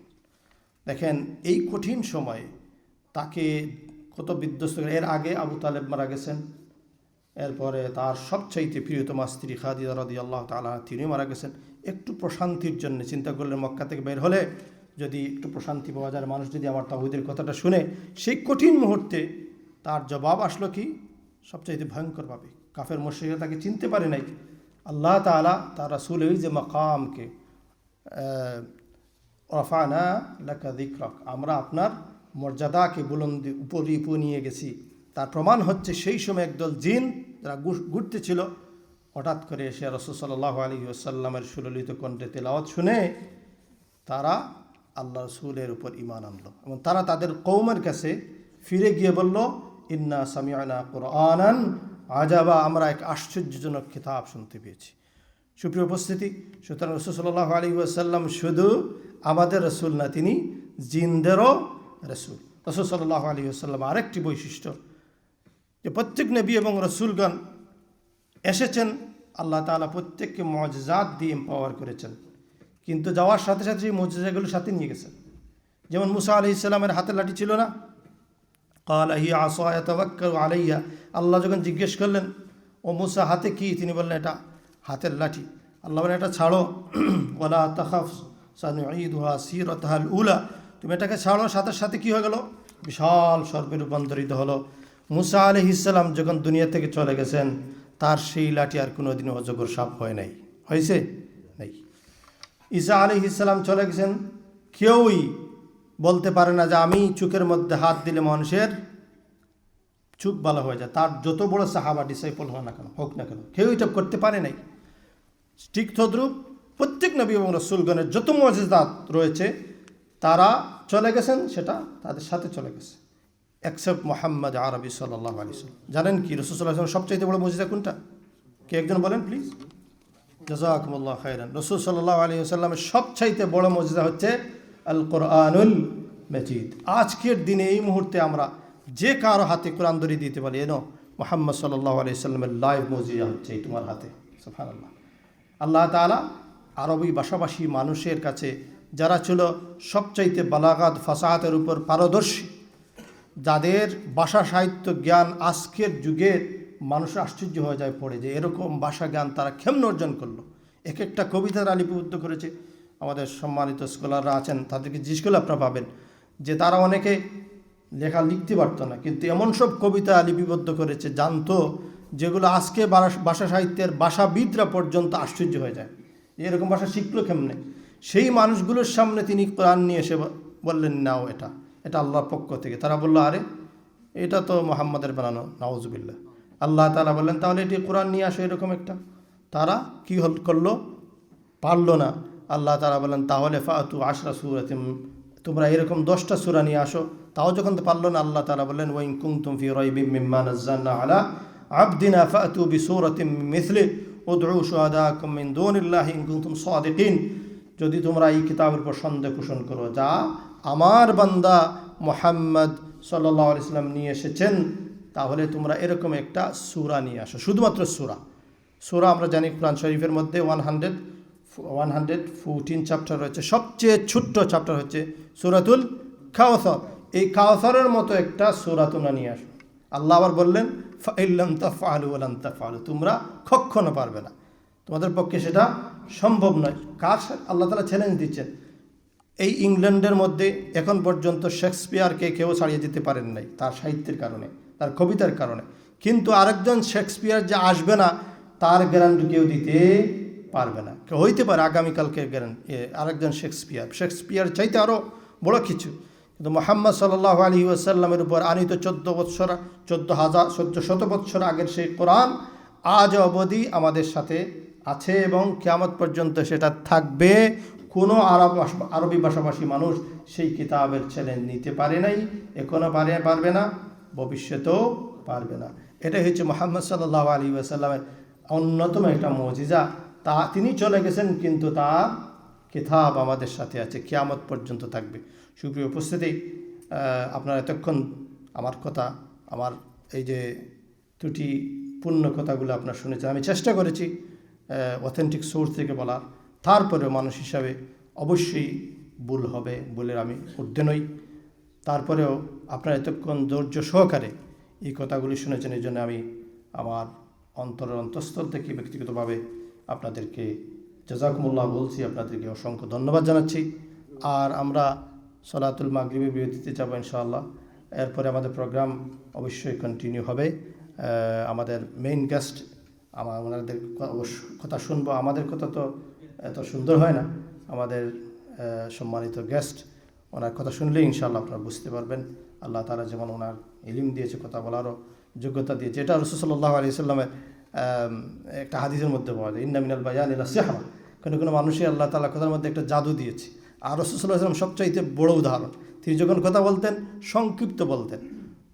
আমরা যদি ইতিহাসের মধ্যে যাই যে হজ্জাতুল বিদার ভাষণ 10 থেকে 15 মিনিট হবে, 10 থেকে 15, এর বেশি হবে না, 10 মিনিট হবে।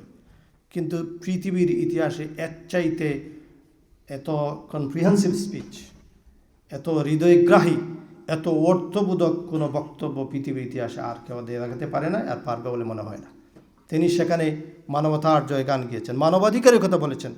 তিনি বলছেন কোনো আরববাসীর উপর অনারবের যেমন কোনো গুরুত্ব নাই, কোনো অনারবের উপর আরবের উপর অনারবের উপর আরবের কোনো গুরুত্ব নাই, যদি তাকওয়া না থাকে। তাকওয়ার মাধ্যমেই মানুষের সম্মান ও মর্যাদা বিবেচিত হবে। তার এই বক্তব্য, তোমরা যা খাবে তোমাদের স্ত্রীদেরকে তা খাওয়াবে, তোমরা যা পড়বে তোমাদের স্ত্রীদেরকে তা পড়াবে, তোমাদের অধীনস্থের ব্যাপারে তোমরা সতর্ক। এর চাইতে বড় হিউম্যান রাইটসের কথা আপনার কাছ থেকে শুনতে চান? তিনি হচ্ছেন মুহাম্মদ রাসূলুল্লাহ। আমরা আল্লাহ রসুল আমাদের নবী এটা বলে আপনারা কি গর্ববোধ করেন না? আমরা গর্ববোধ করি। এই জন্যে সর্বাবস্থায় রাসূল সাল্লাল্লাহু আলাইহি ওয়াসাল্লামের সুন্নাহকে পালনের মাধ্যমে প্রকৃত রসুল প্রেমিক হওয়ার চেষ্টা করতে হবে। এটাই হবে আজকের এই সেমিনারের সবচাইতে বড় শিক্ষা। আল্লাহ তাআলা আমাদের সকলকে তৌফিক দান করুন। হাদা সাল্লাল্লাহু ওয়াসাল্লাম আলা নবিয়িনা মুহাম্মদ ওয়া আলিহি ওয়া সাহবিহি আজমাইন। আসসালামু আলাইকুম ওয়া রাহমাতুল্লাহ। আমরা এই পর্যায়ে ইনশাআল্লাহ একটা নাশিদা শুনবো ইনশাআল্লাহ। আমরা নাশিদ শুনতে শুনতে আশা করবো আমরা সবাই বসে পড়বো, সেটেল হয়ে যাব। কারণ আজকের সিরাতুন নবী মাহফিলের মূল যে আকর্ষণ, মূল আলোচনা রাসূল করিম সাল্লাল্লাহু আলাইহি ওয়াসাল্লামের জীবন থেকে শেখ উস্তাদ মাহমুদুল হাসান ইনশাআল্লাহ চিরেই ইনশাআল্লাহকে প্রেজেন্ট করতে যাচ্ছেন। আমি রিকোয়েস্ট করব সবাই একটু রেডি হয়ে যায়। এর মধ্যে আমাদের প্রিয় ভাই ডক্টর সালিম মুর্শিদ কাছ থেকে আমরা একটা ইসলামী নাশিদ আমরা শুনে নেই। জাযাকুমুল্লাহ খাইর। আনতাল ফাজরু বা'দাল লাইলি জিতনা বিনুরি মুহদি। আনতা ফাজরু বা'দাল লাইলি জিতনা বিনুরি মুহদি।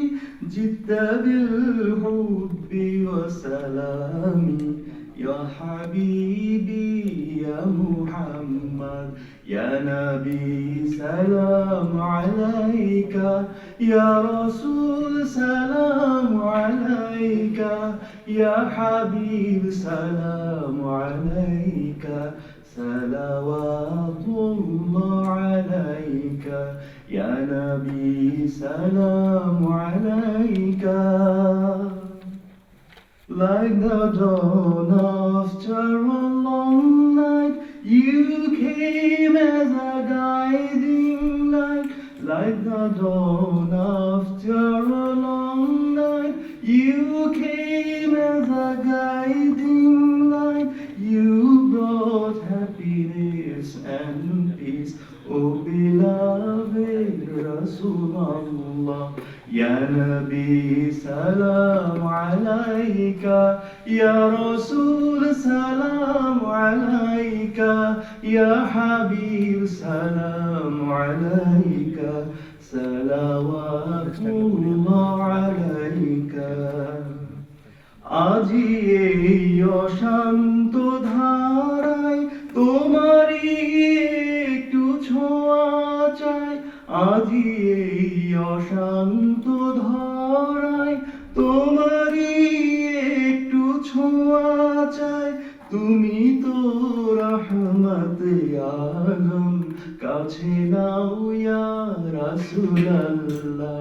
ইয়া নবী সালাম আলাইকা, ইয়া রাসূল সালাম আলাইকা, ইয়া হাবিব সালাম আলাইকা, সালাওয়াতুল্লাহ আলাইকা। आप है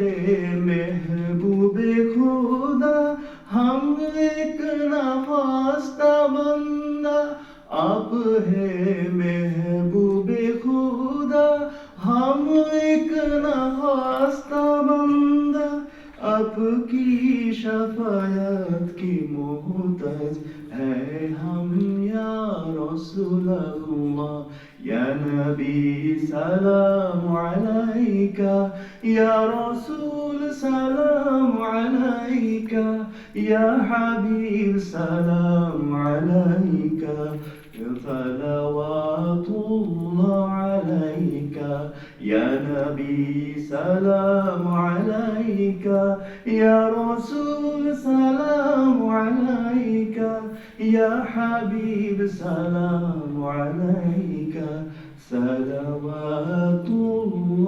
अलैका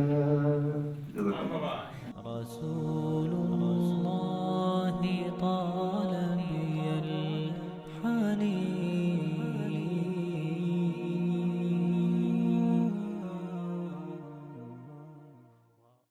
رسول الله طال بي الحنين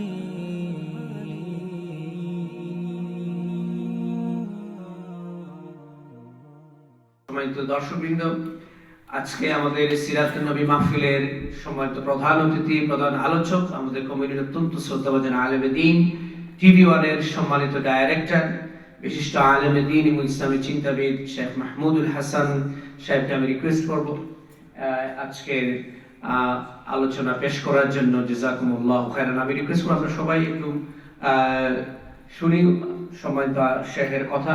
ইনশাআল্লাহ আশা করি তার আলোচনা থেকে রাসূল করিম সাল্লাল্লাহু আলাইহি ওয়াসাল্লাম জীবনের বিভিন্ন দিক থেকে আমরা আমাদের জীবনে তার আলোচনাগুলো আমরা শুনে বাস্তবায়ন করতে পারবো ইনশাআল্লাহ। আসসালামু আলাইকুম ওয়া রাহমাতুল্লাহি ওয়া বারাকাতুহু।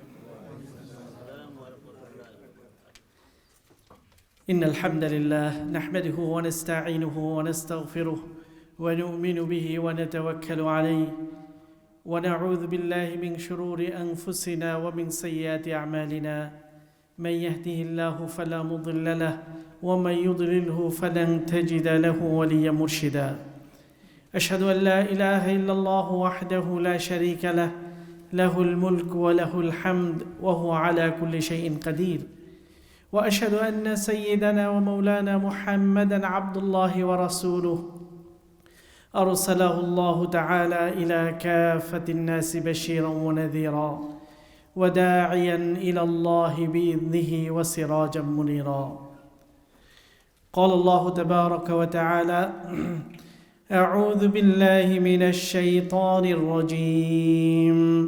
بسم الله الرحمن الرحيم. يا أيها الذين آمنوا اتقوا الله وقولوا قولا سديدا يصلح لكم أعمالكم ويغفر لكم ذنوبكم ومن يطع الله ورسوله فقد فاز فوزا عظيما. صدق الله العظيم. بارك الله لنا ولكم في القرآن الحكيم. اللهم صل على محمد وعلى آل محمد كما صليت على إبراهيم وعلى آل إبراهيم إنك حميد مجيد.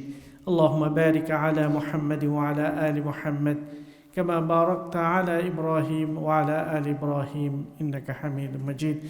Alhamdulillah, I'm very impressed to come in first time in Masjid Aisha. Very beautiful masjid. Sheikh Saim repeatedly invited me.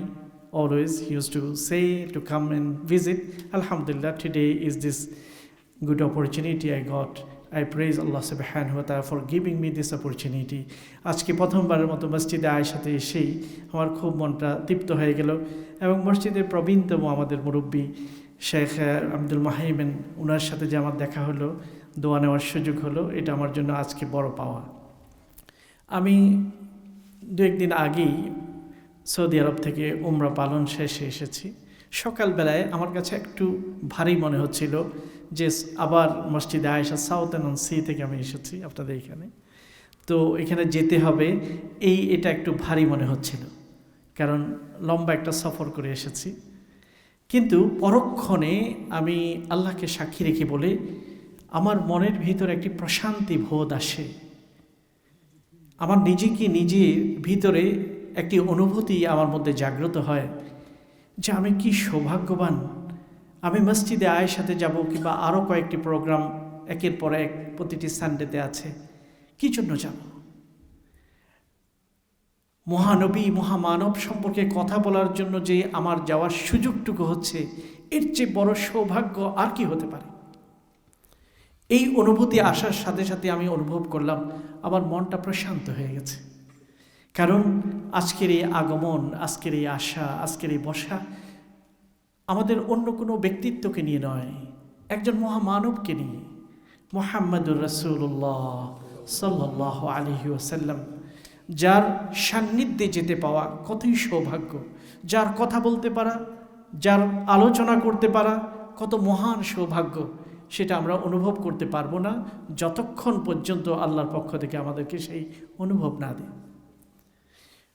পবিত্র মক্কা মদিনার বিভিন্ন জায়গায় যখন আমরা গিয়েছি, তখন আমরা অনুভব করেছি আল্লাহ রসুলের উপস্থিতি, আল্লাহ রসুলের ব্যক্তিত্বের প্রভাব আজ থেকে ১৫০০ বছর আগে এসেও এখনো পর্যন্ত কিভাবে প্রকম্পিত করতে পারে অন্তরগুলোকে।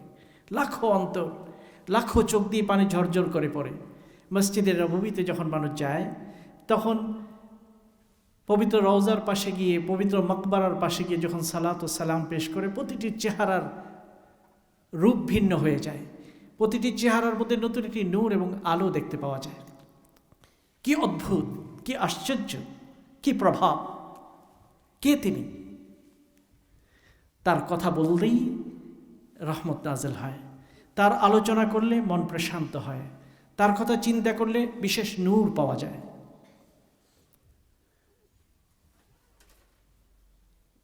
একজন আলিম, তিনি একবার প্যারালাইজড হয়ে গিয়েছিলেন, তার নাম ছিল বুসরি।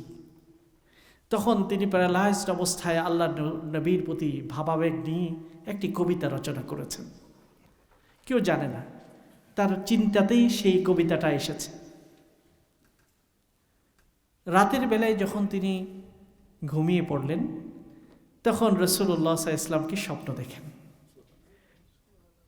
রাসূলুল্লাহ সাল্লাল্লাহু আলাইহি ওয়াসাল্লাম তাকে জিজ্ঞাসা করেন, তোমার কবিতাটা আমাকে একটু পড়ে শোনাবে? যে কবিতার প্রথম লাইন, আমিন তাযাক্কুরি জিরানিম বিযি সালামি মাযাজতা দামআন জারা মিন মুকলাতিন বিদামি। এই কবিতার প্রথম লাইন, এই কবিতাটা আমাকে পড়ে শোনাবে?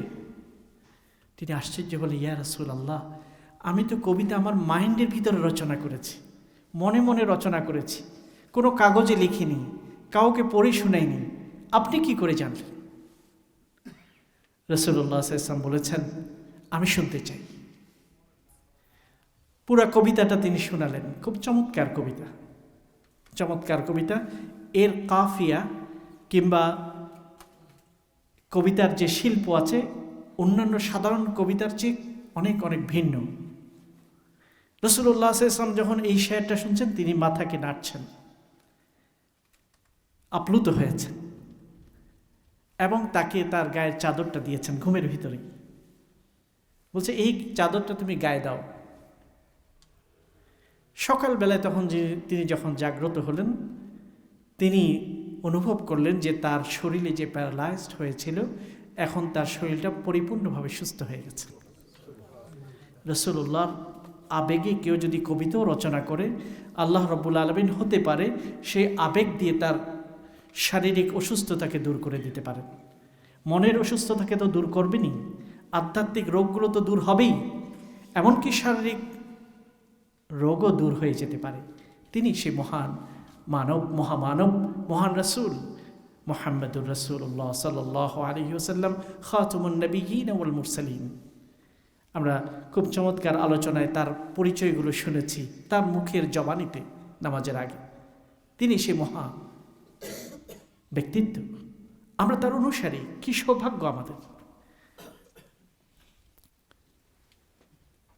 উলিদাল হুদা ফাল কাইনাতু দিয়াউ ওয়া ফামুজ জামানি তাবাসসুমুন ওয়া থানাউ।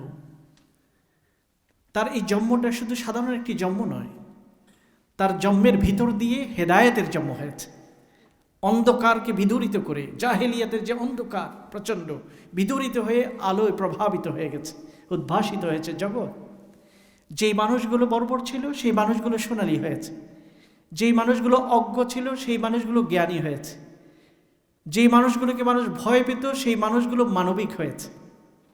বানানো কথা নয়, পৃথিবীর ইতিহাসকে পাল্টে দিয়েছে, এবং লম্বা সময় নয়, মাত্র 23 বছরে। তার জীবনের দিকে যদি আমরা তাকাই তাহলে দেখতে পাবো ধাপে ধাপে যেখানেই আপনি যাবেন সেখানে তার কষ্ট।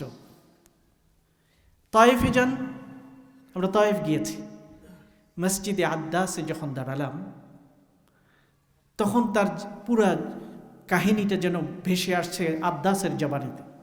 আদ্দাস ছিল একজন গোলাম। রাসূলুল্লাহ সাল্লাল্লাহু আলাইহি ওয়াসাল্লাম যখন তায়েফের 3 জন বড় লিডারের কাছে কথা বলতে গেলেন, একজন বলল, তোমার সাথে আমার কথা বলতে কোনো আগ্রহ নেই, তোমাকে ছাড়া আর কাউকে পাইনি। আল্লাহ মক্কা এবং তায়েফের গুরুত্বপূর্ণ এই 2টা শহরে আরও কত বড় বড় মনীষীরা আছে, নবী বানানোর জন্য তোমাকে ছাড়া আর কাউকে পাওয়া যায়নি। কি তাচ্ছিল্য! একজনে বলল, তোমার সাথে আমি বিতর্ক করতে চাই না, তুমি যদি বাস্তবেই নবী হও তাহলে আমার ক্ষতি হবে, আর যদি ভণ্ড হও ভণ্ডের সাথে আমি কথা বলতে চাই না। এভাবে করে রাসূলুল্লাহ সাল্লাল্লাহু আলাইহি ওয়াসাল্লাম যখন ভগ্ন মনে, ভাঙ্গা মনে ফিরে আসছেন, শুধু ফিরে আসছেন না, যখন তাদের কাছ থেকে বের হলেন তারা ছোট ছোট বাচ্চাদেরকে লেলিয়ে দিয়েছে এবং পাথর নিক্ষেপ করা হচ্ছে। কি কষ্ট! যায়েদ ইবনে হারিসা রাদিয়াল্লাহু তাআলা আনহু তার চতুর্দিকে তাকে আঁকড়ে ধরছেন যাতে করে তার শরীরে আঘাত না লাগে, কিন্তু তারপরেও তিনি রক্তাক্ত হয়েছেন। যাওয়ার পথে যে বাগানটিতে বসেছেন ওই বাগানটিতে একটু বিশ্রাম নেওয়ার চিন্তা করেছিলেন, কিন্তু দেখা গেল সেই বাগানের মালিকও 2 জন কাফের। মক্কার বড় বড় যারা লিডার ছিল তাদের বাগান বাড়ি থাকতো তায়েফ। তায়েফ ছিল হলিডে স্পট, আরাম করার জায়গা। আবহাওয়া খুবই সুন্দর এবং সবুজ শ্যামল। আপনারা যারা তায়েফ গিয়েছেন তারা দেখেছেন। জানতে পেল যে এই বাগানে একটু বিশ্রাম করবে, সেই বাগানটা হলো উতবা এবং শাইবা ইবনা আবি রাবিআ, 2 জন বড় নেতা কাফের। একজন হলো উতবা এবং শাইবা, 2 জন ভাই। কিন্তু যখন শুনলেন যে তাদের বাগান, তিনি আগ্রহ হারিয়ে ফেললেন। তিনি চান না তার এই দুর্বলতাটা মক্কার মানুষ জানুক, আজকে যে তিনি বিধ্বস্ত, আজকে যে তিনি অপমানিত, আজকে তিনি শ্রান্ত এবং ক্লান্ত, এই কথাটা মক্কার মানুষ জানুক। এটা তার জন্য ডবল কষ্ট হয়ে যাবে, শারীরিক কষ্টের চেয়ে আরও বড় কষ্টের মধ্যে তিনি পড়বেন। তারা জানুক সেটা চাননি, কিন্তু উতবা এবং শাইবা ওই বাড়িতেই ছিল, বাগান বাড়িতেই ছিল। তার কষ্ট দেখে তাদের মনও কিছুটা নরম হয়েছে। হাজার হলেও তো কুরাইশের, হাজার হলেও তো আত্মীয়তার সম্পর্ক আছে। তখন এই 2 জন বলল তাদের চাকরকে, নাম হলো আদ্দাস, আঙ্গুরের এই তোড়াটা তোমরা নিয়ে যাও, তুমি নিয়ে যাও, তাকে দাও, এই লোকটাকে দাও। যখন তাকে দেওয়া হলো আঙ্গুরগুলো, তিনি খাওয়ার আগে বললেন বিসমিল্লাহ। আদ্দাস বলল, বিসমিল্লাহ? কাউকে তো এই কথা বলে খেতে দেখি নেই তায়েফে, মক্কায়, আপনি এটা কোত্থেকে বললেন? রাসূলুল্লাহ সাল্লাল্লাহু আলাইহি ওয়াসাল্লাম তাকে জিজ্ঞাসা করলেন, তোমার বাড়ি কোথায়? দেখতে পাচ্ছে তিনি একজন বিদেশি লোক, মক্কা কিংবা তায়েফের মানুষ নয়। তখন তিনি বলল, আমি হলাম মিন আহলি নেনওয়াই, একটি জায়গার নাম। রাসূলুল্লাহ সাল্লাল্লাহু আলাইহি ওয়াসাল্লাম বলছে, হাদিহি আরদু আখি ইউনুস ইবনে মাত্তা, এটা তো আমার ভাই ইউনুস ইবনে মাত্তার ভূমি। ইউনুস ইবনে মাত্তা তিনি একজন রাসূল, ইউনুস আলাইহিস সালাম। সে আরো আশ্চর্য হয়ে বলল, আপনি কি করে জানেন ইউনুসকে? এই জায়গায় তো ইউনুসকে কেউ চেনে না, এই নাম তো পরিচিত না, আপনি কি করে জানেন? তিনি বললেন যে তিনি একজন নবী ছিলেন, আমি একজন নবী, তিনি আমার ভাই, নবী নবীর জন্য ভাই। আদ্দাস খুব আশ্চর্য হয়ে গেল এবং বুঝতে পারল যে নবী না হলে ইউনুসকে চিনত না, কারণ এই জগতে, এই জায়গায়, এই অঞ্চলে ইউনুস পরিচিত নাম নয়। এই গায়েবী কথা যেহেতু বলছেন তিনি অবশ্যই নবী। তাড়াতাড়ি আদ্দাস তার হাতে চুমো দিল, কপালে চুমো দিল, পায়ে চুমো দিয়েছে। ওদিকে উতবা এবং শাইবা যদি একটু অন্তরটা নরম হয়ে মায়া লেগে গেছিল, আঙ্গুর প্রেরণ করেছে, কিন্তু দেখতে পাচ্ছে আদ্দাস কি করছে দূর থেকে। আদ্দাস যখন ফিরে গেল, কি ব্যাপার, তুমি এত দেরি করলে, আর লোকটাকে কেন এভাবে চুমো দিচ্ছিলে? খবরদার, এর ট্র্যাপে পড়বে না, এর ফাঁদে পড়বে না, তোমার দিন ওর দিন থেকে অনেক ভালো। আদ্দাস বলল, না, এই পৃথিবীর বুকে এই সময়ে এই ব্যক্তির চেয়ে শ্রেষ্ঠ ব্যক্তি আর হতে পারে না, কারণ তিনি নবী। তিনি এমন কথা বলেছেন, নবী না হলে এই কথা কখনো বলতে পারতেন। আল্লাহ রসুল সেখানে কান্নাকাটি করেছেন, দোয়া করেছেন,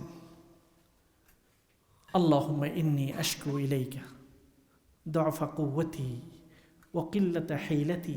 রসুলের দোয়া, তায়েফের দোয়া, চমৎকার, সাহিত্যপূর্ণ, আবেগপূর্ণ, অন্তরকে টাচ করার মতো দোয়া।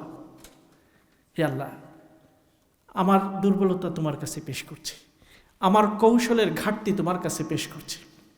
হে আল্লাহ, মানুষের কাছে অপমান হওয়া তোমার কাছেই পেশ করছি, আমি অপমানিত।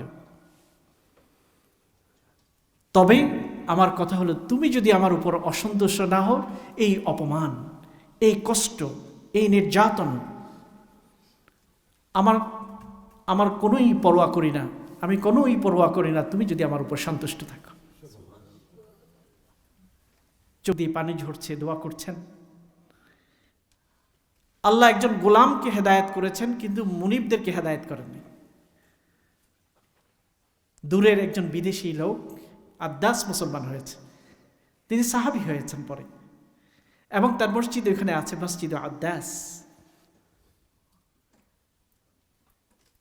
তিনি যখন সেখান থেকে বের হলেন, উপরের দিকে তাকিয়ে দেখেন একটি মেঘমালা তার মাথার উপর এসেছে।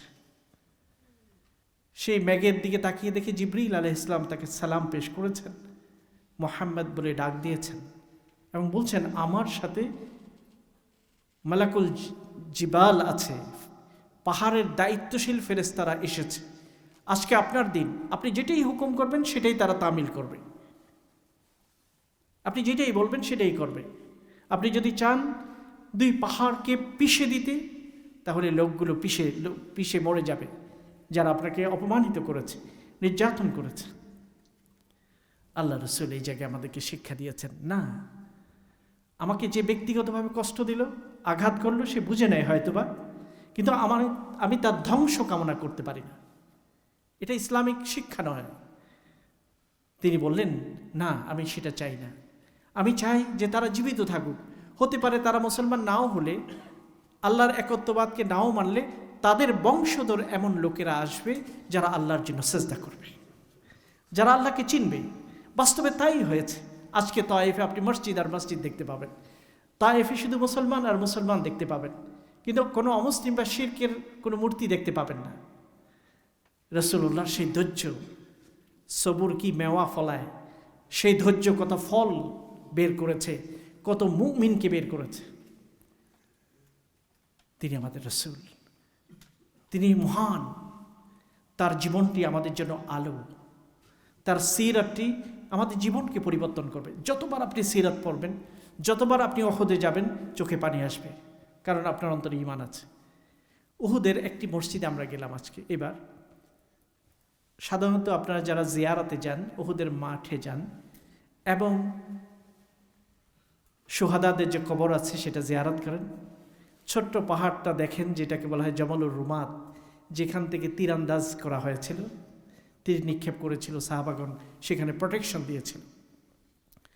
পরবর্তীতে ওই পাহাড়ের পিছন থেকে কাফেররা এসে পাল্টা আক্রমণ করে মুসলমানদেরকে পরাজিত করেছিল। কিন্তু এই যুদ্ধের ময়দানে যখন তুমুল যুদ্ধ লেগে গেল, আকস্মিক আঘাত, চতুর্দিক থেকে তীর নিক্ষিপ্ত করছে কাফেররা, সেই জায়গায় রাসূলুল্লাহ সাল্লাল্লাহু আলাইহি ওয়াসাল্লামের শরীরেও আঘাত লেগেছে। কিন্তু সাহাবায়ে কেরামদেরকে আমরা দেখতে পাই মানব প্রাচীর তৈরি করে দিয়েছে। হযরত মুসআবকে দেখতে পাই সামনে নিজে আঘাত নিচ্ছেন। শুধু পুরুষরা নয়, মহিলারা পর্যন্ত, মহিলাদের মধ্যে উম্মে আমারা একবার ডানে, একবার বামে, একবার সামনে, একবার পিছনে যাচ্ছে। তার শরীরে প্রায় 30টির উপরে তীরের আঘাত পাওয়া গেছে। সবাই চায় আমাদের গায়ে লাগুক, কিন্তু রসুলের গায়ে না লাগুক। ভালোবাসার চরম পরাকাষ্ঠা তারা প্রদর্শন করেছে।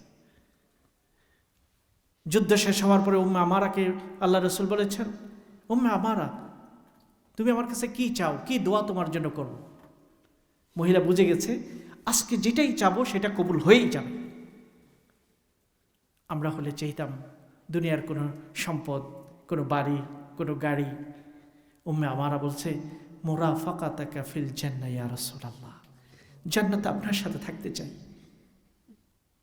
আপনার সাথে জান্নাতে থাকা এটাই হচ্ছে আমার প্রত্যাশা। রাসূলুল্লাহ সাল্লাল্লাহু আলাইহি ওয়াসাল্লাম তার জন্য দোয়া করেছেন। সাহাবাদের আবেগ এবং ভালোবাসা নতুন করে আমাদের অন্তরে জাগ্রত হয়। তারা ঈমান এনেছেন, নিজের জীবনের চেয়ে রসুলকে ভালোবেসেছেন, বাস্তব অর্থে প্রমাণ করেছেন। যখন যুদ্ধ থেকে ফেরত যাচ্ছে মুসলমানরা, তখন পথে একজন মহিলাকে যখন বলা হলো যে তোমার স্বামী মারা গেছে, আরেকজনের খবর দিল তোমার ছেলে, আরেকজনের খবর দিল তোমার ভাই মারা গেছে, মহিলা বলেন আমি রাসূলুল্লাহ সাল্লাল্লাহু আলাইহি ওয়াসাল্লাম সম্পর্কে জানতে চাই, আমার রসুল কেমন আছে। মানুষ যখন বলল না তো রাসূলুল্লাহ সাল্লাল্লাহু আলাইহি ওয়াসাল্লাম ভালো আছেন, সে বলছে না আমি নিজের চোখে দেখতে চাই। ওই মহিলাটি যখন রাসূলুল্লাহ সাল্লাল্লাহু আলাইহি ওয়াসাল্লামকে নিজের চোখে দেখলো, তখন বলছেন কুল্লু মুসিবাতিন ইয়া রাসূলুল্লাহ বা'দাকা জুলালু, ছেলে হারালাম, ভাই হারালাম, স্বামী হারালাম, বাবা হারালাম, বিপদের উপর বিপদ, ঢেউয়ের উপর ঢেউ, কিন্তু তারপরেও আপনাকে দেখার পরে ইয়া রাসূলুল্লাহ আমার সবগুলো কষ্ট বিদরিত হয়ে গেছে। সাহাবায়ে কেরাম ঈমান, কথা ছড়িয়ে পড়েছে যে রাসূলুল্লাহ সাল্লাল্লাহু আলাইহি ওয়াসাল্লাম মারা গেছে। মুনাফিকরা তো এক অজুহাতে আগেই বের হয়ে গেছিল, তিনি আহত হয়ে গেছেন, তাকে ধরে উহুদ পাহাড়ের ভিতরে নিয়ে যাওয়া হয়। এখনো পর্যন্ত ওই গুহা যেখানে রাসূলুল্লাহ সাল্লাল্লাহু আলাইহি ওয়াসাল্লাম বিশ্রাম করেছেন, এখনো পর্যন্ত একটা গুহা আছে, একটু ভিতরে 1 কিলোমিটার পরে, উহুদের এই জায়গা থেকে 1 কিলোমিটার পরে। এবং তার পাশে একটা ভঙ্গাবশেষ মসজিদের একটা ভাঙ্গাচোরা একটা জায়গা আছে। এই মসজিদটার নাম হলো মসজিদুল ফাসহ। মসজিদুল ফাসহ, এগুলো দেখাতে ইবাদত নেই, কিন্তু শিক্ষা আছে। ওখানে যাওয়াটা, ওখানে নামাজ পড়লে বিশেষ কোনো সওয়াব হবে না, কিন্তু এটা আমাদেরকে ওই ঘটনাগুলোকে স্মরণ করিয়ে দেয়, ঈমানকে জাগ্রত করে, ভালোবাসার সমুদ্রে নতুন করে ঢেউ তুলে। রাসূলুল্লাহ সাল্লাল্লাহু আলাইহি ওয়াসাল্লাম দাঁড়িয়ে নামাজ পড়তে পারেননি সেদিন, যোহর এবং আসর একসাথে আদায় করেছেন উহুদের দিনে, এবং বসে আদায় করেছেন। সাহাবায়ে কেরাম তাকে অনুকরণ করেছেন, সেখানে নামাজ আদায় করেছেন। সম্ভবত এই আয়াতটি ওই জায়গায় নাযিল হয়, সাহাবাদের অনেক ক্রাউড ছিল, জায়গা হচ্ছিল না, তখন আল্লাহ রাব্বুল আলামিন এই নির্দেশ দান করেছে, ইয়া আইয়ুহাল্লাযীনা আমানু ইযা ক্বিলা লাকুম তাফাসসাহু ফিল মাজালিসি ফাফসাহু ইয়াফসাহিল্লাহু লাকুম। যখন তোমাদেরকে বলা হবে জায়গা না হয় মসজিদের নামাজের সময়, যদি বলা হয় অন্যকে একটু জায়গা করে দাও, তোমরা অন্যকে একটু জায়গা করে দিও। ফাফসাহু ইয়াফসাহিল্লাহু লাকুম, আজকে তুমি আরেকজনকে একটু জায়গা করে দিচ্ছ, আল্লাহ তোমাকে জায়গা করে দেবেন। আপনি মসজিদে নববীতে গেছেন, খুব ভিড়, মসজিদে হারামে গেছেন, খুব ভিড়, একজন মানুষ জায়গা পাচ্ছে না, আপনি একটু কষ্ট করে দাঁড়ান, আরেকজনকে একটু জায়গা দেন। এই আয়াতটা স্মরণ করেন, আমি যদি আরেকজনকে একটু জায়গা করে দিই আজকে, আল্লাহ আমাকে জায়গা করে দেবেন, হয়তো জান্নাতেও জায়গা করে দেবেন, দুনিয়াতেও যখন আমি সংকটে পড়ব, আমার জীবনটা যখন ন্যারো হয়ে আসবে, তখন আল্লাহ সেটাকে উদার করে দেবেন, জায়গা করে দেবেন। এই আশায় অন্যকে সবসময় জায়গা দেওয়ার চেষ্টা করব। মনে করবো না এটা তো আমার জায়গা, আমার কষ্ট হবে, আমার একটু কষ্ট হবে, কিন্তু আরেকজন জায়গা পাক। ওই মসজিদটাকে বলা হয় মসজিদুল ফাসহ। যেখানে যেখানে আমরা গিয়েছি এইবার ট্রিপে, সিরাতকে পর্যালোচনা করার জন্য, অন দ্য স্পট সিরাতকে শেখার জন্য, তত বেশি আবেগ জাগ্রত হয়। রাসূলুল্লাহ সাল্লাল্লাহু আলাইহি ওয়াসাল্লামের প্রতি তার কষ্টগুলোকে নতুন করে যেন আমরা অনুভব করতে পেরেছি। এবং তার জীবনটা কোনো বিলাসিতা তিনি কাটাননি, তাকে তো সুযোগ দেওয়া হয়েছিল। মক্কার কাফেররা তো বলেই ছিল, তুমি যদি আমাদের কথা শোনো, সবচেয়ে সুন্দরী নারী তোমাকে দেয়া হবে, যদি সেটাই চাও, যদি ক্ষমতা চাও তাহলে আমাদের দায়িত্ব মক্কা এবং তায়েফের নেতা করে দেয়া হবে, যদি সম্পদ চাও আমাদের সম্পদের যে খাজানা আছে সেটার চাবি তোমার হাতে তুলে দেওয়া হবে। আবু তালেবের কাছে এসে, তার চাচার কাছে এসে এই প্রস্তাব দেওয়া হয়েছে। তিনি কি বলেছেন? ইবনে হিশামের বর্ণনা, সেরা ইবনে হিশামের মধ্যে আছে। তিনি বলেছেন, তোমরা যেটা প্রস্তাব দিয়েছো সেটা তো তোমরা দিতে পারবে, সেটা ক্ষমতার ভিতরে আছে। যদি তোমাদের ক্ষমতা নাই, এরকম কিছু আমাকে দাও যে এক হাতে বলবে যে সূর্য এনে দেব, আর এক হাতে চন্দ্র এনে দেব, তাহলে সূর্যকে আমি নিক্ষেপ করে দেব, চন্দ্রকে আমি ফেলে দেব, কিন্তু আমার মুখ থেকে লা ইলাহা ইল্লাল্লাহকে আমি ছাড়ব না। পুরোটা জীবনকে বিলাসিতা মুক্ত করেছেন, কষ্ট করেছেন, কিন্তু বিশ্বাস থেকে নড়েন নেই, অনড় ছিলেন। তার জীবনে 6টা সন্তানকে হারিয়েছেন, বিপদের পর বিপদ। প্রিয়তমা স্ত্রী, যার সম্পদ দিয়ে তিনি সাহায্য করেছেন, যার আবেগ দিয়ে তিনি তাকে সাহায্য করেছেন, তার দরিদ্রতাকে দূর করে তাকে স্বাবলম্বী করেছেন যে স্ত্রী হযরত খাদিজাতুল কুবরা, আরবের একজন ধনাঢ্য নারী, আবেগ, ভালোবাসা, সম্পদ সব কিছু দিয়েছেন। তাকে যখন হারালেন তিনি একেবারেই দিশেহারা হয়ে গেছিলেন। তিনি হারিয়েছেন তার বাবাকে দেখার আগেই তিনি দুনিয়া থেকে চলে গেছেন আব্দুল্লাহ। 2 বছর না যেতে দাদাকে হারালেন, যে দাদা পরম যত্নে তাকে লালন পালন করেছে। যেই দাদা আব্দুল মুত্তালিব ছিল ওই সমাজের বড় একজন নেতা, যার বিশ্বাস ছিল পাহাড়ের মতো অটল। যখন আব্রাহা সানাআ, মিশরের রাজধানী সানাআ, ইয়ামানের রাজধানী সানাআতে যখন কুল্লাইস তৈরি করলো, কুল্লাইস হলো কাবার বিপরীত বিকল্প কাবা। সবাই কেন মক্কায় যাবে? রাসূলুল্লাহি তাআলা বিল হানি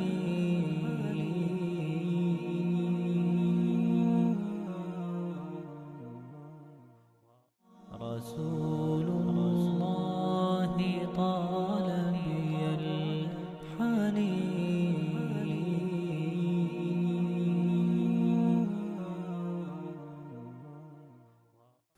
সানাআ, মিশরের রাজধানী সানাআ, ইয়ামানের রাজধানী সানাআতে যখন কুল্লাইস তৈরি করলো, কুল্লাইস হলো কাবার বিপরীত বিকল্প কাবা। সবাই কেন মক্কায় যাবে? তারা আমার দেশে আসুক, আমার ব্যবসা বাণিজ্য উন্নতি হবে। অনেক সম্পদ দিয়ে বড় ধরনের একটি ঘর নির্মাণ করে, নাম হলো কুল্লাইস, কাবার বিপরীতে। আব্দুল মুত্তালিবের ঈমান ছিল শক্ত, রাসূলের দাদা। তিনি কি বলেছিলেন? তিনি বলেছিলেন, কাবা তো আমার ঘর না, যার ঘর তিনি তাকে হেফাজত করবেন। বিশ্বাস। আব্রাহ যখন কুল্লাইস তৈরি করে এত ঝাঁকজমকপূর্ণ মানুষকে ডাকলো, কেউ আসে না, ওইটার পাশ দিয়ে মানুষ কাবার দিকে চলে আসছে, তখন সে সহ্য করতে পারেনি। হাতি বাহিনী তৈরি করেছে, আমরা জানি যেটা ফিল, আলাম তারা কাইফা ফাআলা রাব্বুকা বিআসহাবিল ফিল। বিশাল বিশাল হাতি নিয়ে তিনি মক্কায় এসেছিলেন। আসার সময় তায়েফ হয়ে এসেছিলেন এবং কিছু উট দখল করেছিলেন। ওই উটগুলোর মালিক ছিল আব্দুল মুত্তালিব, রাসূলের দাদা। যাই হোক, যখন মক্কার নিকটবর্তী চলে আসে, তখন আব্দুল মুত্তালিব তার সাথে সাক্ষাৎ করতে চাইলেন। কোনো একজন মিডিয়ার মাধ্যমে তার সাথে আব্রাহার সাথে দেখা করলেন। আব্দুল মুত্তালিবের শারীরিক সৌন্দর্য, ব্যক্তিত্ব, কথা বলার ভঙ্গি দেখে আব্রাহা আপ্লুত হলো, প্রভাবিত হলো। আব্দুল মুত্তালিব কি কথা বলতে চায়? বলতে চায়, আমার 100 বা 200 উট যে আপনারা দখল করেছেন, এটা আমাকে ফেরত দিয়ে দেন। তখন আব্রাহা বলল, সেই উট আমরা ফেরত দিয়ে দেব। কিন্তু আমি আশ্চর্য হলাম, কাবা, যেই কাবাকে ধ্বংস করার জন্য আমি আসলাম, সেই কাবার দায়িত্বশীল আপনি, সেটাকে রক্ষা করার জন্য আপনি কিছুই বললেন না, আপনি শুধু নিজের উটগুলোকে বাঁচাতে চাইলেন। আব্দুল মুত্তালিব তখন দৃঢ় কণ্ঠে বলল, আমি উটের মালিক, আমি উট নেওয়ার জন্য এসেছি। কাবার মালিক আমি না, কাবার প্রভু আমি না। যিনি প্রভু তিনি দেখতে পাবেন। এবং তিনি ঘোষণা করলেন, আসো সবাই আমরা মক্কা ত্যাগ করে পাহাড়ে চলে যাই, কারণ এই জায়গার যিনি মালিক তিনি হেফাজত করবেন। যাই হোক, সেই আব্দুল মুত্তালিব ছিল রাসূলের দাদা। 2 বছর না যেতে তিনিও দুনিয়া থেকে বিদায় হয়েছে। বিপদ বিপদের পর বিপদ দিয়ে তার জীবনটা শুরু হয়। মা ছিল মমতাময়ী মা। তিনি যখন ইয়াসরাব গিয়েছেন, মদিনা বর্তমান, ইয়াসরাব থেকে ফেরার পথে এই ছোট্ট বাচ্চাটি একজন দাসী সহ ছিল। এই পথেই আল্লাহ রাব্বুল আলামিন তার মাকে নিয়ে গেছেন। ছোট 6 বছরের একটা বাচ্চা কাঁদছে, মা হারা, বাবা হারা, দাদা হারা।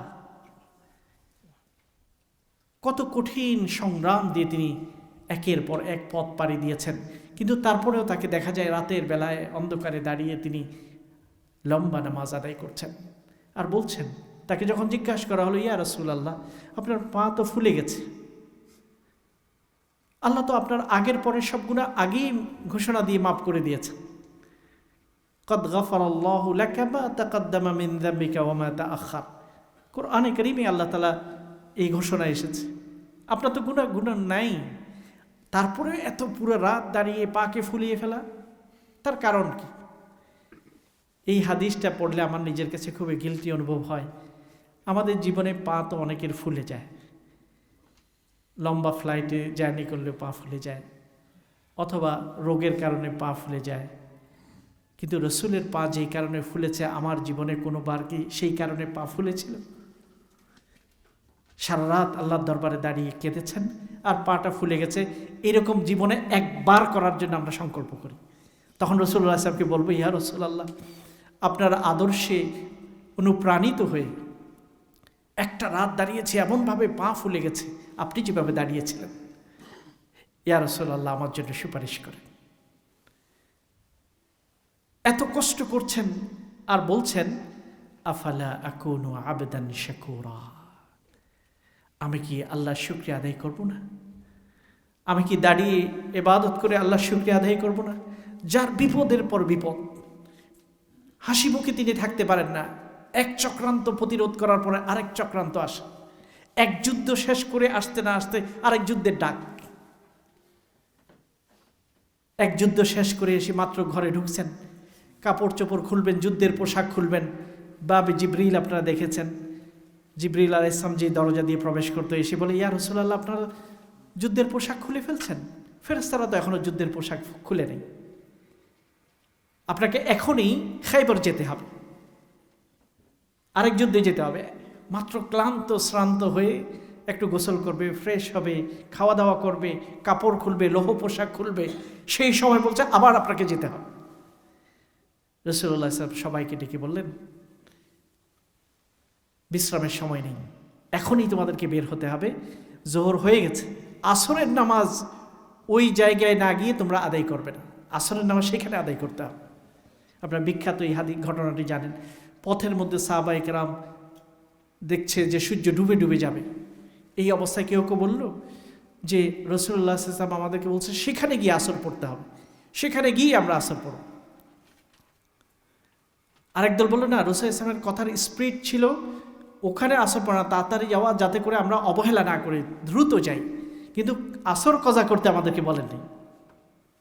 দুই রকমভাবে আমল করেছে, কেউ সেখানে গিয়ে আসর পড়েছে মাগরিব হয়ে যাওয়ার পরে, ওয়াক্ত হওয়ার পরে, আর কেউ পথে আদায় করেছে।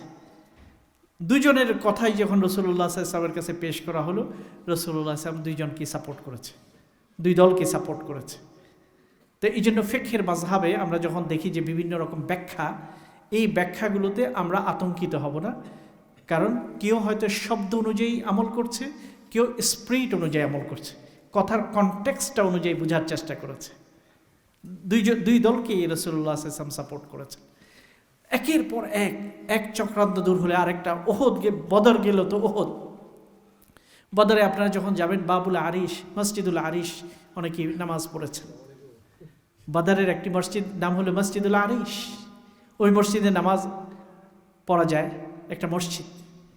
এটার প্রেক্ষাপটটা যদি আমরা চিন্তা করি তাহলে আমরা দেখতে পাই যে রাসূলুল্লাহ সাল্লাল্লাহু আলাইহি ওয়াসাল্লাম সারা রাত ওই মসজিদে, ওই জায়গায় একটা ক্যাম্প তৈরি করেছিল, সেখানে বসে তিনি কেঁদেছেন, বলছেন, হে আল্লাহ, 313 জন মানুষ যদি আগামীকাল মারা যায়, এই মাটির বুকে, এই পৃথিবীতে আপনার নাম তাওহীদের সাথে ডাকার মতো আর কেউ থাকবে না। এই কথা বলে তিনি কাঁদছেন অজোরে, তার গায়ের চাদরটা পর্যন্ত পড়ে গেছে। হযরত আবু বকর রাদিয়াল্লাহু তাআলা পিছন থেকে এসে তাকে জড়িয়ে ধরেছেন। বুখারী শরীফের কিতাবুল মাগাজিতে বিস্তারিত ঘটনা বর্ণিত হয়েছে। তিনি কাঁদছেন। আল্লাহ রাব্বুল আলামিন তাকে সান্ত্বনা দিয়ে বলেছেন, আপনি চিন্তিত হবেন না, আল্লাহ রাব্বুল আলামিন আপনাকে সম্মানিত করবেন। ফেরেশতা অবতরণ করে আল্লাহ রাব্বুল আলামিন আপনাকে সাহায্য করবেন। বদরে যখন আপনারা যাবেন, সবগুলো পাহাড় দেখতে পাবেন পাথরময়, তবে একটা পাহাড় আছে বালুময়, এটাকে জাবালুর রিমাল বলা হয়। ওই পাহাড়টার আরেক নাম হলো জাবালুল মালাইকা। ফেরেশতারা ওই দিক দিয়ে নাজিল হয়েছিল। ওই পাহাড়টা একটু ভিন্ন। এত সব কষ্টগুলো আল্লাহ রাসূল কেন করেছেন? ব্যক্তি মুহাম্মদ সকলের প্রিয়। মক্কার কমিউনিটিরা যখন ফাইট করছিল কে হাজরে আসওয়াদকে লাগাবে জায়গা মতো, রাসূলুল্লাহ ফয়সালা দিয়েছেন। তার বয়স মাত্র 35 ছিল তখন। সবাই তার কথা মেনেছে। আল আমিন, আস-সাদিক, সত্যবাদী। সকলে তাকে ভালোবাসত। ব্যক্তি মুহাম্মদের সাথে কারো কোনো শত্রুতা ছিল না। যেই দিন তিনি মক্কা থেকে রাতের অন্ধকারে বের হয়ে যাবেন, হিজরতের ঘটনা, সেই দিন তিনি ওই জায়গায় হযরত আলী রাদিয়াল্লাহু তাআলাকে শুয়ে রেখেছিলেন। অথচ ওই ঘরের চতুর্দিকে প্রতিটি যুবক খোলা তরবারি নিয়ে দাঁড়িয়ে আছে। আজকেই শেষ। এক যোগে আঘাত করলে কাউকে দায়ী করা যাবে না, মব করা। রাসূলুল্লাহ সাল্লাল্লাহু আলাইহি ওয়াসাল্লাম অলৌকিকভাবে বের হয়ে গেলেন, কেউ টেরও পেল না। সকলে চোখ মুছছিল আর আল্লাহ রাসূল বেরিয়ে গেছে। আমরা বিখ্যাত ঘটনা জানি। কিন্তু বিছানায় কে ছিল? হযরত আলী। প্রশ্ন জাগে, হযরত আলীকে এমন রিস্কে যায় কেন রেখে আসলেন? বললেন, তুমি আগামীকাল আমার সাথে দেখা করবে। হযরত আলী রাদিয়াল্লাহু তাআলা আনহুকে রেখে আসার মূল কারণ ছিল মক্কার ঘরে ঘরে মানুষের সম্পদ রাসূলের কাছে জমা ছিল। স্বর্ণ, অলংকার, রূপা, এগুলো তাদের কাছে পৌঁছে দেওয়ার দায়িত্ব হযরত আলী রাদিয়াল্লাহু তাআলা আনহুকে দিয়ে রাসূলুল্লাহ সাল্লাল্লাহু আলাইহি ওয়াসাল্লাম এসেছেন। কত বড় আমানতদার! যে মানুষগুলো তাকে হত্যা করার জন্য খোলা তরবারি নিয়ে দাঁড়িয়ে আছে, তাদের সম্পদ তিনি লুট করে নিয়ে আসেন নাই, বরং তাদের সম্পদগুলো তাদের কাছে পৌঁছে দেওয়ার জন্যই হযরত আলীকে রেখে এসেছেন। তাহলে ব্যক্তি মুহাম্মাদের সাথে কারো কোনো দ্বন্দ্ব ছিল না। তিনি ছিলেন সবচেয়ে বিশ্বস্ত, সবচেয়ে মোবারক, সবচেয়ে আপনজন। তার চরিত্র ছিল ফুলের মতো।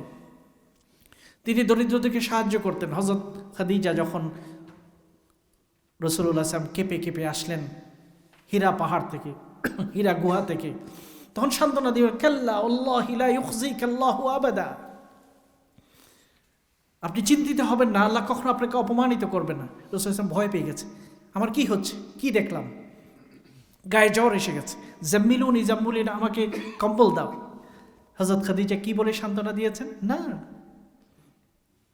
আপনার মতো এত মহান চরিত্র যার আছে তার কখনো ধ্বংস হবে না। আপনি দরিদ্রকে সাহায্য করেন, দুর্বলকে সহযোগিতা করেন, মেহমানের মেহমানদারি করেন, যারা বোঝা বহন করতে পারেন না তাদের বোঝাটা আপনি বহন করে দেন। এই কথা বলে সান্ত্বনা দিয়েছেন। তাহলে ব্যক্তি রাসূলের সাথে, ব্যক্তি মুহাম্মাদের সাথে কারো কোনো অসুবিধা ছিল না। তিনি সবার কাছে সম্মানিত ছিলেন। কিন্তু অসুবিধা কোথায় ছিল? আল্লাহর দ্বীনের জন্য। লা ইলাহা ইল্লাল্লাহর সাথে সংঘর্ষ, মূর্তির বিরুদ্ধে কথা বলার সাথে সংঘর্ষ। অথচ এই দ্বীনের মর্যাদাকে রক্ষা করার জন্য আল্লাহ এত মহামানবকেও কষ্ট দিয়েছেন, দাঁতকে শহীদ করিয়েছেন, রক্তাক্ত করেছেন, তায়েফে অপমানিত করেছেন, সেজদায় গিয়েছেন।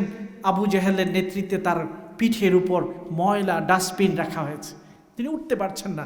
ফাতিমা রাদিয়াল্লাহু তাআলা দৌড়ে এসে সেটাকে সরিয়ে দিয়েছেন। আরও কত কত সব কিছু হলো আল্লাহর দ্বীনের জন্য, দ্বীনের প্রচারের জন্য, দ্বীনের দাওয়াতের জন্য। আমরা যদি আসলে সিরাতকে ভালোবাসি, আমরা যদি রসুলকে ভালোবাসি, সেটাকে প্রমাণ করতে হবে। রসুল দ্বীনের জন্য যেভাবে কষ্ট করছে, আমরাও সেই কষ্টটা করার জন্য রেডি থাকতাম। তাহলে বোঝা যাবে বাস্তব অর্থে সিরাতকে আমরা ধারণ করেছি। ঘরে ঘরে দাওয়াত দিতে হবে। বিশেষ করে অমুসলিম সমাজে আমরা এসে গেছি। জ্বলন্ত কয়লা হাতে আছে, মদ আর পানি একসাথে। কর্নার শপে গেলে আপনার বাচ্চা মদও কিনতে পারে, চাইলে পানিও কিনতে পারে, ড্রিঙ্কসও কিনতে পারে। আপনার সন্তানটি ইউনিভার্সিটিতে গেলে সে ভালো সঙ্গ নিতে পারে, অথবা খারাপ সঙ্গেও নিজেকে ধ্বংস করে দিতে পারে। লিভ টুগেদারও করতে পারে, জেনা করতে পারে, বিয়েও করতে পারে পাশাপাশি, হালাল এবং হারাম পাশাপাশি, যেটা মুসলিম সমাজে নাই। মুসলিম সমাজে কিছুটা কষ্ট আছে, মদ পান করতে লুকাই করতে হবে, গোপনে করতে হবে, কিন্তু এই জায়গায় খোলামেলা। এই জায়গায় যখন আমরা এসেছি, দ্বীনের দাওয়াতের কাজে যদি আমরা না থাকি, আমাদের জন্য ধ্বংস ছাড়া আর কোনো কিছু নেই। ইবাদত দিয়ে আমরা বাঁচতে পারবো না, দাওয়াত দিয়ে বাঁচতে হবে আমাদেরকে।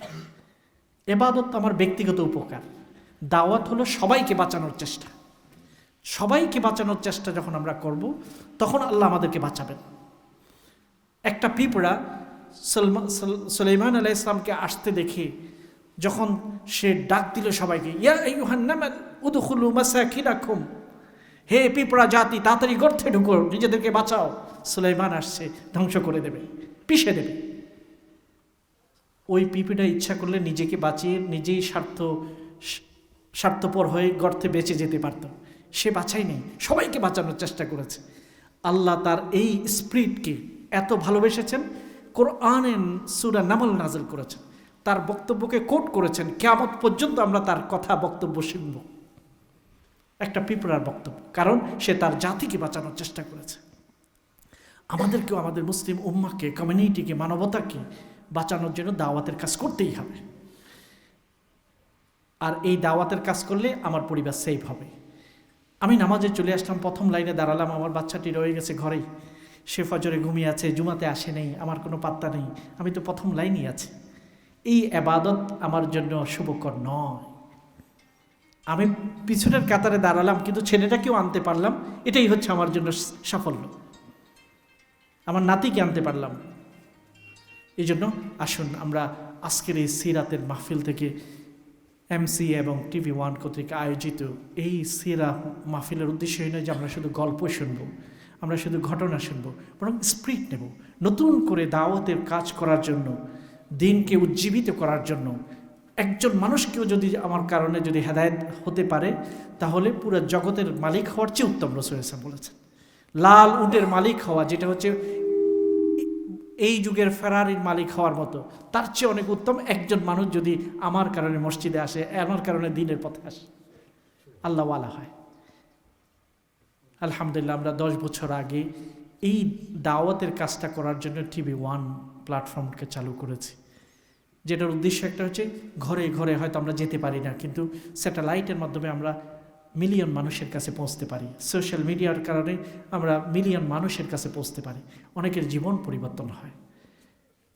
এই জন্য আমরা এটা করছি। এটা হচ্ছে দাওয়া একটা প্ল্যাটফর্ম। আমরা এটাই আপনাদের কাছে আজকে আশা করব যে ইনশাল্লাহ এই দাওয়া প্ল্যাটফর্মে আপনারা যুক্ত হবেন, সহযোগিতা করবেন, কাজ করবেন একসাথে। এরকম একটা, যেমন আজকে মসজিদে আয়েশাতে আয়োজন হয়েছে, এরকম জায়গায় জায়গায় যেন আমরা একসাথে আরও অনেক আয়োজনগুলো করতে পারি, ঘরে ঘরে আমরা যেতে পারি, ইউথদেরকে যেন আমরা পরিবর্তন করতে পারি, মহিলাদেরকে যেন আমরা গাইড করতে পারি, অমুসলিমদের কাছে যেন তাদের দিনের দাওয়াতগুলোকে পৌঁছে দিতে পারি। মহান রব্বুল আলামিনের কাছে দোয়া করি আমাদের দাওয়া প্রচেষ্টাগুলোকে যেন আল্লাহ কবুল করেন। আজকে আপনারা কষ্ট করে যারা এসেছেন, একটা বিকাল, সানডে বিকালটা হচ্ছে মানুষের একটা ক্লান্তির সময়, পরিবারকে সময় দেয়া, একসাথে চা খাওয়া, আনন্দের সময়, গল্প করা। আপনারা নিজেদের পারিবারিক আনন্দ এবং আবহকে ত্যাগ করে আপনার মসজিদে এসেছেন। অনেকে নিজেদের সন্তানদেরকে নিয়ে আছে, আমার চোখটা জুড়ে গেছে, অনেক বাবার সাথে সন্তানকে দেখতে পাচ্ছি। মহান রব্বুল আলামিন আপনাদের এই স্যাক্রিফাইসকে, আমাদের মা বোনরা যারা এসেছেন, আপনাদের এই স্যাক্রিফাইসকে যেন কবুল করেন। রাসূলুল্লাহর শিক্ষার আলোয় আমাদের অন্তরকে যেন আলোকিত করে দেন। মহান রব্বুল আলামিন আমাদের এই দাওয়া প্রজেক্টগুলোকে যেন আরও অগ্রসর করার তৌফিক দান করেন। আলহামদুলিল্লাহ, TV1-এর মাধ্যমে অনেক দেশে, আমি নিজে গানা গিয়েছি, কিছুদিন আগে তানজানিয়া গিয়েছি, ইউগান্ডা গিয়েছি, সিয়েরা লিওন গিয়েছি। এই জায়গাগুলোতেও আলহামদুলিল্লাহ এখানের প্রভাব, এখানের মাধ্যমে সেখানে তো এত দুরবস্থা, সেই জায়গাগুলোতে আলহামদুলিল্লাহ TV1 কাজ করছে এবং সেখানে অনেকগুলো মসজিদ হচ্ছে। দাওয়া কাজ বিশ্বব্যাপী, বিশেষত আমাদের কমিউনিটিতে। মহান রব্বুল আলামিনের কাছে আপনারা এই দোয়া করবেন, আল্লাহ তাআলা যেন এই কাজগুলোকে আরও অনেক দীর্ঘ সময় করার তৌফিক আমাদের সবাইকে দান করেন। আল্লাহ যেন প্রতিটি কাজগুলোকে, পরিশ্রমকে, ঘামের কণাগুলোকে যেন আল্লাহ কবুল করেন। আমিন। জাযাকুমুল্লাহু খায়রান। And Jazakallah khairan to all our guests, everyone. So let us just make one intention, brother and sister. Let us take something today with us. A good deed which Prophet ﷺ is to practice. You can choose your own one. We have so many, like from small to big, and if you, I can give you a few basic one. Giving salam to a person before the other person give it salam is a sunnah of Prophet ﷺ. Respecting the elders and loving the youngest is a sunnah of Prophet ﷺ. So make the most of this program and let us take something from this program, inshallah.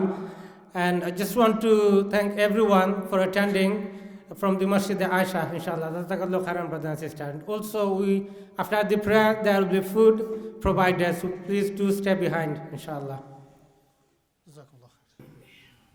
ربنا آتنا في الدنيا حسنة وفي الآخرة حسنة وقنا عذاب النار رب اجعلني مقيم الصلاة ومن ذريتي ربنا وتقبل دعائي ربنا اغفر لي ولوالدي وللمؤمنين يوم يقوم الحساب رب ارحمهما كما ربياني صغيرا ربنا هب لنا من أزواجنا وذرياتنا قرة أعين واجعلنا للمتقين إماما فاطر السماوات والأرض أنت وليي في الدنيا والآخرة توفني مسلما وألحقني بالصالحين ربنا لا تزغ قلوبنا بعد إذ هديتنا وهب لنا من لدنك رحمة إنك أنت الوهاب اللهم اهدنا الصراط المستقيم صراط الذين أنعمت عليهم غير المغضوب عليهم ولا الضالين وصلى الله تعالى على سيدنا محمد وآله وأصحابه أجمعين واجعل آخر كلامنا عند الموت لا إله إلا الله محمد رسول الله